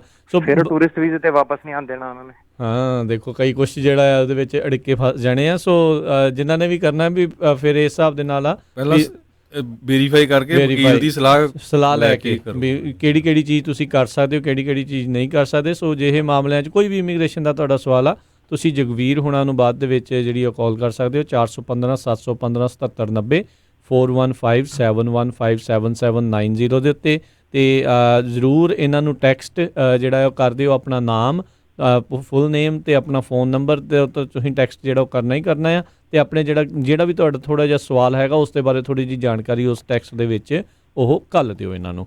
ਅਗਲੇ ਜਿਹੜੇ ਕਾਲਰ ਨੇ ਹਰਮਨ ਜੀ, ਸਤਿ ਸ਼੍ਰੀ ਅਕਾਲ। ਹੈਲੋ ਭਾਜੀ, ਸਤਿ ਸ਼੍ਰੀ ਅਕਾਲ ਜੀ। ਸਤਿ ਸ਼੍ਰੀ ਅਕਾਲ ਜੀ। ਸਤਿ ਸ਼੍ਰੀ ਅਕਾਲ ਜੀ। ਭਾਜੀ ਮੇਰਾ ਕੁਐਸਚਨ ਇਹ ਸੀਗਾ, ਮੇਰੇ ਪਾਪਾ ਦਾ ਗ੍ਰੀਨ ਕਾਰਡ ਐਕਸਪਾਇਰ ਹੋਇਆ ਤੇ ਅਸੀਂ ਰੀਨਿਊ ਕੀਤਾ ਹੋਇਆ, ਉਹ ਕਹਿੰਦੇ 6 ਮੰਥਸ 'ਚ ਆ ਜਾਊਗਾ, ਹਜੇ ਤੱਕ ਕੋਈ ਕੁਛ ਨਹੀਂ ਆਇਆ। ਕਦੋਂ ਕੀਤਾ ਸੀ? ਇੰਡੀਆ ਗਏ ਹੋਏ ਆ ਸਤੰਬਰ 'ਚ। ਉੱਥੇ ਹੀ ਹੋਇਆ ਸੀ ਐਕਸਪਾਇਰ? ਨਹੀਂ ਇੱਥੇ ਹੋਇਆ ਸੀ, ਉੱਥੇ ਉਹ ਗਏ ਨੇ ਫਰਵਰੀ ਦੇ ਐਂਡ 'ਚ ਇੰਡੀਆ, ਪਰ ਉਹਨਾਂ ਨੇ ਐਕਸਟੈਂਡ ਕਰਤਾ ਸੀਗਾ ਜਿੱਦਾਂ ਪਿੱਛੇ ਕਾਰਡ ਦੇ ਲਿਖਿਆ ਹੋਇਆ। ਸੋ ਉਹਨਾਂ ਨੂੰ ਕੋਈ ਪ੍ਰੋਬਲਮ ਤਾਂ ਨਹੀਂ ਆਊਗੀ ਇੰਡੀਆ ਤੋਂ? ਇਸ ਵੇਲੇ ਓਵਰਸੀਜ਼ ਨੇ ਉਹ? ਹਾਂਜੀ। ਇਹ ਨਾ ਕਈ ਵਾਰੀ ਜਿਹੜੇ ਜਦੋਂ ਤੁਸੀਂ ਰਿਨੂਅਲ ਕਰਦੇ ਹੋ ਉੱਥੇ ਓਵਰਸੀਜ਼ ਚਲ ਜਾਂਦੇ ਹੋ, ਕਈ ਵਾਰੀ ਪਿੱਛੋਂ ਦੀ ਪ੍ਰੋਸੈਸਿੰਗ ਰੋਕ ਦਿੰਦੇ ਆ, ਜਿਹੜਾ ਬੰਦਾ ਯੂਐਸ 'ਚ ਪ੍ਰੈਜ਼ੈਂਟ ਨਹੀਂ ਹੈਗਾ। ਵੈਸੇ ਤੁਹਾਡਾ I-90 ਨੂੰ ਇੰਨੀ ਜ਼ਿਆਦਾ ਦੇਰ ਨਹੀਂ ਲੱਗਣੀ ਚਾਹੀਦੀ, ਤੁਸੀਂ ਉਹਨਾਂ ਨੂੰ ਮੰਡੇ ਨੂੰ ਫੋਲੋ ਅਪ ਰਿਕੁਐਸਟ ਪਲੇਸ ਕਰੋ। ਕਿਹਨਾਂ ਨੂੰ ਜੀ? USCIS ਵਾਲਿਆਂ ਨੂੰ, ਜਿਹਨਾਂ ਕੋਲ ਕੇਸ ਪੈਂਡਿੰਗ ਹੈ ਜੀ। ਬਾਕੀ ਜੇ ਤੁਹਾਨੂੰ ਹੋਰ ਵਧੇਰੇ ਜਾਣਕਾਰੀ ਚਾਹੀਦੀ, ਇਹਨਾਂ ਨੂੰ ਕਾਲ ਜਾਂ ਟੈਕਸਟ ਮੈਸੇਜ ਜਿਹੜਾ ਜਗਵੀਰ ਜੀ ਨੂੰ ਕਰ ਰਹੇ ਹੋ, ਤੁਹਾਨੂੰ ਜਿਹੜਾ ਫਿਰ ਉਹ ਸਹੀ ਤਰੀਕੇ ਨਾਲ ਦੱਸ ਦੇਣਗੇ ਵੀ ਕੀ ਫਾਈਲ ਕਰਨਾ, ਕਿਵੇਂ ਫਾਈਲ ਕਰਨਾ ਹੈ। ਕਰਨੈਲ ਜੀ, ਸਤਿ ਸ਼੍ਰੀ ਅਕਾਲ ਜੀ। ਹੈਲੋ। ਹਾਂਜੀ, ਹੈਲੋ ਜੀ। ਸਤਿ ਸ਼੍ਰੀ ਅਕਾਲ ਜੀ। ਹੈਲੋ ਜੀ। ਹਾਂਜੀ, ਪੁੱਛੋ ਜੀ ਸਵਾਲ।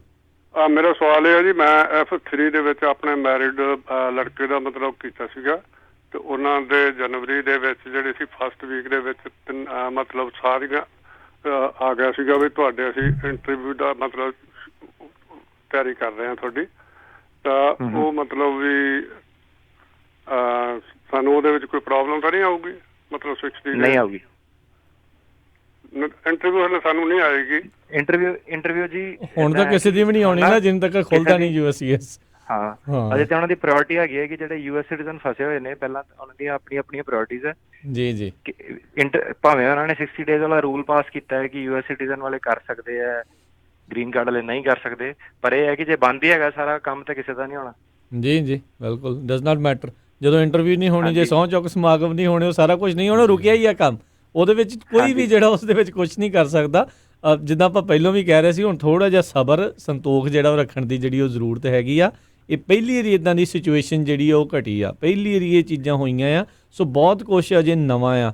ਉਹ ਜਿੱਦਾਂ ਉਹ ਵੀਰ ਨੇ ਦੱਸਿਆ ਸੀਗਾ ਮੈਰਿਜ ਸਰਟੀਫਿਕੇਟ ਵਾਲਾ, ਕਿੰਨਾ ਕੁਛ ਔਨ ਦਾ ਸਪੌਟ ਜਿਹੜਾ ਉਹ ਚੇਂਜ ਹੋਈ ਜਾ ਰਿਹਾ ਸੀਗਾ। ਸੋ ਇਦਾਂ ਦੀਆਂ ਚੀਜ਼ਾਂ ਸਿਚੁਏਸ਼ਨਾਂ ਜਿਹੜੀਆਂ ਉਹ ਚੇਂਜ ਹੋ ਰਹੀਆਂ ਨੇ। ਸੋ ਆਪਾਂ ਨੂੰ ਅਪ ਟੂ ਡੇਟ ਰਹਿਣ ਦੀ ਜ਼ਰੂਰਤ ਆ। ਸੋ ਇਸੇ ਲਈ ਆਪਾਂ ਜਿਹੜਾ ਵਿਸ਼ੇਸ਼ ਪ੍ਰੋਗਰਾਮ ਇਮੀਗ੍ਰੇਸ਼ਨ ਦਾ ਤੁਹਾਡੇ ਲਈ ਜਿਹੜਾ ਉਹ ਲੈ ਕੇ ਆਉਂਦੇ ਆ। ਇੱਕ ਸਾਨੂੰ ਬਾਰ-ਬਾਰ ਬਹੁਤ ਸਾਰੀਆਂ ਆਫ ਦੀ ਏਅਰ ਜਗਵੀਰ ਜੀ ਕਾਲ ਆਉਂਦੀਆਂ ਨੇ ਯੂ ਵੀਜ਼ੇ ਵਾਲੀਆਂ ਵੀ ਉਹਦੀ ਕੀ ਸਿਚੁਏਸ਼ਨ ਆ, ਅਤੇ ਕਹਿੰਦੇ ਜਦੋਂ ਉਹ ਨੰਬਰ ਆਉਂਦਾ ਹੈ ਅਤੇ ਕੀ ਵਰਕ ਪਰਮਿਟ ਮਿਲਦਾ ਹੈ ਕਿ ਗ੍ਰੀਨ ਕਾਰਡ ਹੀ ਸਿੱਧਾ ਮਿਲਦਾ ਹੈ? ਨਹੀਂ ਵਰਕ ਪਰਮਿਟ ਮਿਲਦਾ ਜੀ, ਗ੍ਰੀਨ ਕਾਰਡ ਨਹੀਂ ਮਿਲਦਾ ਤੁਹਾਨੂੰ। ਜਦੋਂ ਯੂ ਵੀਜ਼ਾ ਤੁਹਾਡਾ ਆ ਜਾਂਦਾ 4 ਸਾਲ ਦਾ ਦਿੰਦੇ ਨੇ, ਤੇ ਤੁਸੀਂ 4 ਸਾਲ ਦੇ ਵਿੱਚੋਂ ਤੁਸੀਂ 3 ਸਾਲ as a U visa resident ਰਹਿਣਾ ਵੀ ਪੈਂਦਾ ਤੁਹਾਨੂੰ। ਤੇ ਜਦੋਂ ਤੁਸੀਂ 3 ਸਾਲ ਰਹਿ ਲੈਂਦੇ ਹੋ ਉਸ ਤੋਂ ਬਾਅਦ ਤੁਸੀਂ ਯੂ ਵੀਜ਼ੇ ਦੇ ਲਈ ਗ੍ਰੀਨ ਕਾਰਡ ਫਾਈਲ ਕਰ ਸਕਦੇ ਹੋ, ਸਿੱਧਾ ਗ੍ਰੀਨ ਕਾਰਡ ਨਹੀਂ ਮਿਲਦਾ ਇਹਦੇ। ਸੋ ਓਵਰਆਲ ਵੇਟ ਪੀਰੀਅਡ ਕਿੰਨਾ 5-6 ਸਾਲ ਦਾ ਤਾਂ ਹੈਗਾ ਆ ਉਸ ਦੇ ਲਈ? 5-6 ਸਾਲ ਦਾ ਤਾਂ ਭਾਜੀ ਆਰਾਮ ਨਾਲ ਹੈਗਾ। ਤੇ ਉਸ ਤੋਂ ਬਾਅਦ ਵੀ ਜਦੋਂ ਤੁਹਾਨੂੰ ਮੈਂ ਦੱਸਿਆ ਮਿਲ ਜਾਂਦਾ 3 ਸਾਲ ਫਿਰ ਹੋਰ ਐਡ ਕਰ ਲਓ, ਫਿਰ ਤੁਸੀਂ ਫਾਈਲ ਕਰਦੇ ਹੋ, ਫਾਈਲ ਕਰਨ ਦੇ 1.5 ਸਾਲ ਤੁਸੀਂ ਹੋਰ ਲਗਾ ਲਓ, ਦਹਾਕਾ ਲਾ ਲਓ, ਸਿੱਧੇ 10 ਸਾਲ ਤੱਕ ਕਹੇ ਨਹੀਂ ਕਿਤੇ ਵੀ ਕਿਸੇ ਪਾਸੇ ਵੀ। ਬਿਲਕੁਲ ਜੀ ਸੋ ਬਿਲਕੁਲ ਜਿੰਨੇ ਵੀ ਸਾਡੇ ਸਰੋਤੇ ਜਿਨ੍ਹਾਂ ਨੇ ਕਾਲਾਂ ਕੀਤੀਆਂ ਬਹੁਤ ਬਹੁਤ ਧੰਨਵਾਦ। ਇੱਕ ਜ਼ਰੂਰ ਬੇਨਤੀ ਕਰਦੇ ਹਾਂ ਜਦੋਂ ਜਗਵੀਰ ਉਹਨਾਂ ਨੂੰ ਕਾਲ ਕਰਨੀ ਆ, ਕਿਉਂਕਿ ਉਹਨਾਂ ਨੂੰ ਮੈਨੂੰ ਦੱਸਿਆ ਸੀ ਵੀ 200 ਤੋਂ ਵੱਧ ਕਾਲਾਂ ਪਿਛਲੇ ਵੀਕ ਵੀ ਆਈਆਂ ਸੀ। ਇੱਕੋ ਦਮ ਨਾ ਕਾਲਾਂ ਕਰਿਓ, ਵਾਰੀ ਕਰ ਸਕਦੇ ਆ। ਇੱਕ ਜ਼ਰੂਰ ਆਪਣੇ ਜਿੰਨੇ ਵੀ ਸਰੋਤੇ ਆ ਉਹਨਾਂ ਨੂੰ ਮੈਂ ਬੇਨਤੀ ਕਰਨੀ ਆ, ਜਿਹੜਾ ਇਮੀਗ੍ਰੇਸ਼ਨ ਦਾ ਜੋ ਵੀ ਸਿਸਟਮ ਸੀ ਅੱਜ ਤੋਂ 10-20 ਸਾਲ ਪਹਿਲਾਂ ਉਹ ਡਿਫਰੈਂਟ ਸੀ। ਪਹਿਲਾਂ ਹਰ ਇੱਕ ਆਮ ਬੰਦਾ ਐਪਲੀਕੇਸ਼ਨ ਭਰ ਕੇ ਤੁਸੀਂ ਭੇਜ ਸਕਦੇ ਸੀ, ਤੁਹਾਨੂੰ ਕਈ ਵਾਰ ਅਟਾਰਨੀ ਦੀ ਜ਼ਰੂਰਤ ਨਹੀਂ ਹੁੰਦੀ ਸੀ। ਹੁਣ ਉਹਨਾਂ ਨੇ 2018 ਦੇ ਵਿੱਚ ਇਹ ਕਰਤਾ ਵੀ ਜੇ ਤੁਹਾਡੀ ਕਿਸੇ ਵੀ ਐਪਲੀਕੇਸ਼ਨ ਦੇ ਵਿੱਚ ਕੋਈ ਮਿਸਟੇਕ ਹੋਈ ਜਾਂ ਕੋਈ ਕਿਸੇ ਤਰ੍ਹਾਂ ਦਾ ਡਾਕੂਮੈਂਟ ਮਿਸਿੰਗ ਹੋਇਆ ਤੇ ਉਹ ਜਿਹੜਾ ਇਮੀਗ੍ਰੇਸ਼ਨ ਆਫਿਸਰਸ ਜਾਂ USCIS ਹੈ ਉਹ ਡਿਨਾਈ ਕਰ ਸਕਦੀ ਤੁਹਾਡੀ ਐਪਲੀਕੇਸ਼ਨ। ਇਹ ਨਵੰਬਰ 2018 'ਚ ਹੋਇਆ ਸੀ। ਸੋ ਇਹਦੇ ਬਾਰੇ ਮਾੜਾ ਜਿਹਾ ਦੱਸ ਕੇ ਫਿਰ ਆਪਾਂ ਪ੍ਰੋਗਰਾਮ ਖਤਮ ਕਰ ਦਈਏ। ਕੀ ਕਹਿਣਾ ਚਾਹੁੰਦੇ ਜਗਵੀਰ ਜੀ? ਇਹਨਾਂ ਨੇ ਭਾਜੀ ਇੱਕ ਰੂਲ ਪਾਸ ਕੀਤਾ ਸੀਗਾ ਕਿ ਪਹਿਲਾਂ ਕੀ ਕਰਦੇ ਸੀ ਕਿ ਥੋੜੇ ਬਹੁਤ ਤੁਸੀਂ ਚੀਜ਼ਾਂ ਇਨਫੋਰਮੇਸ਼ਨ ਛੱਡੀ ਵੀ ਆ ਉਹਨੂੰ ਇਹ ਰਿਕੁਐਸਟ ਫॉर ਐਵੀਡੈਂਸ ਮਤਲਬ ਕਿ ਹੋਰ ਜਾਣਕਾਰੀ ਲਈ ਮੰਗ ਲੈਂਦੇ ਸੀਗੇ। ਤੇ ਇਹਨਾਂ ਨੇ ਫਿਰ ਇੱਕ ਡਾਇਰੈਕਟਿਵ ਪਾਸ ਕੀਤਾ ਤਾਂ ਕਿ ਲੋਕ ਜ਼ਿਆਦਾ ਅੱਧ ਦੀਆਂ ਐਪਲੀਕੇਸ਼ਨ ਨਾ ਫਾਈਲ ਕਰਨ। ਕਿ ਉਹ ਕਹਿੰਦੇ ਕਿ ਸਾਡੇ ਕੋਲ ਰਾਈਟ ਹੈਗਾ ਕਿ ਜੇ ਤੁਸੀਂ ਹੁਣ ਜਿੱਦਾਂ ਅਸਾਈਲਮ ਦਾ ਆਪਾਂ ਦੇਖਦੇ ਹਾਂ ਬਿਲਕੁਲ ਛੋਟੀ ਜਿਹੀ ਕਈ ਵਾਰੀ ਚੀਜ਼ ਤੁਸੀਂ ਪਾਸਪੋਰਟ ਨੰਬਰ ਥੱਲੇ ਟਰੈਵਲ ਡਾਕੂਮੈਂਟ ਨੰਬਰ ਨਾ ਲਿਖੋ, ਪੂਰੀ ਐਪਲੀਕੇਸ਼ਨ ਵਾਪਸ ਮੋੜ ਦਿੰਦੇ ਨੇ ਛੋਟੇ ਜਿਹੇ ਬਾਕਸ ਕਰਕੇ। ਤੇ ਉਹਨਾਂ ਨੇ ਕਿਹਾ ਕਿ ਤੁਸੀਂ ਸਾਰਾ ਸਾਨੂੰ ਪੂਰੀ 100% ਐਕੂਰੇਟ ਐਪਲੀਕੇਸ਼ਨ ਦੇਣੀ ਹੈ, ਨਹੀਂ ਤੇ ਸਾਡੀ ਕੋਈ ਜ਼ਿੰਮੇਵਾਰੀ ਨਹੀਂ ਕਿ ਆਪਾਂ ਉਹਨੂੰ ਇਨਟੇਕ ਕਰਨਾ, ਆਪਾਂ ਵਾਪਸ ਭੇਜ ਸਕਦੇ ਹਾਂ। ਜੀ ਧੰਨਵਾਦ ਜੀ।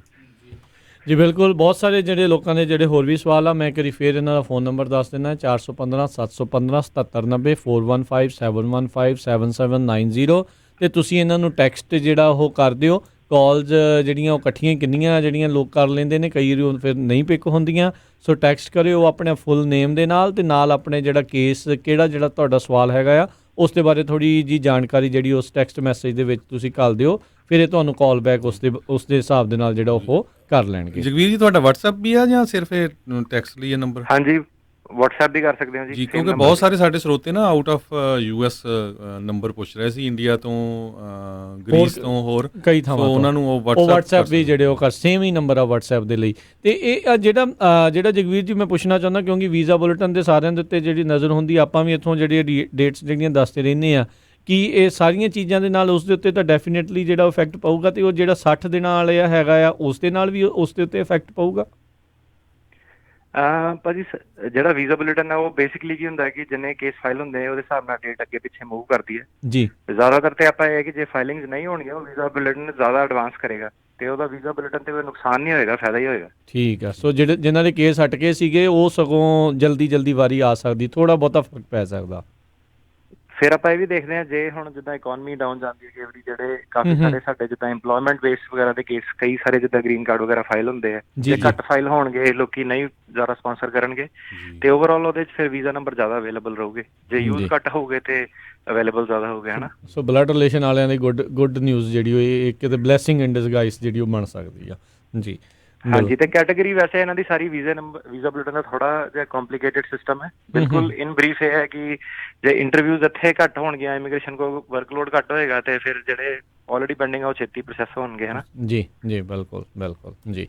ਤੇ ਚਲੋ ਬਹੁਤ ਧੰਨਵਾਦ ਜਗਵੀਰ ਜੀ, ਬੜੀ ਮਿਹਰਬਾਨੀ। ਥੈਂਕ ਯੂ ਜੀ, ਸਤਿ ਸ਼੍ਰੀ ਅਕਾਲ ਜੀ। ਥੈਂਕ ਯੂ ਤੁਹਾਡੇ ਰੇਡੀਓ ਨੂੰ, thanks for having me. Thank you ਧੰਨਵਾਦ ਜੀ। ਜੀ ਤੇ ਹਰਜੋਤ ਜੀ ਆਪਾਂ ਇੱਥੇ ਆਪਣੇ ਅੱਜ ਦੇ ਪ੍ਰੋਗਰਾਮ ਦੀ ਸਮਾਪਤੀ ਕਰਦੇ ਹਾਂ। ਹੋਰ ਕਾਲਸ ਤਾਂ ਜਿਹੜੀਆਂ ਆਪਾਂ ਨਹੀਂ ਲੈ ਸਕਦੇ ਤੇ ਮਿਲਾਂਗੇ ਅਗਲੀ ਵਾਰ। ਉਦੋਂ ਤੱਕ ਲਈ ਮੇਰੇ ਰਾਜਕਰਮਜੀਤ ਸਿੰਘ ਵੱਲੋਂ, ਮੇਰੇ ਹਰਜੋਤ ਸਿੰਘ ਖਾਲਸਾ ਵੱਲੋਂ ਤੁਹਾਨੂੰ ਸਾਰਿਆਂ ਨੂੰ ਪਿਆਰ ਸਤਿਕਾਰ ਸਹਿਤ ਸਤਿ ਸ਼੍ਰੀ ਅਕਾਲ। ਸੁਣਦੇ ਰਹੋ ਪੰਜਾਬੀ ਰੇਡੀਓ USA।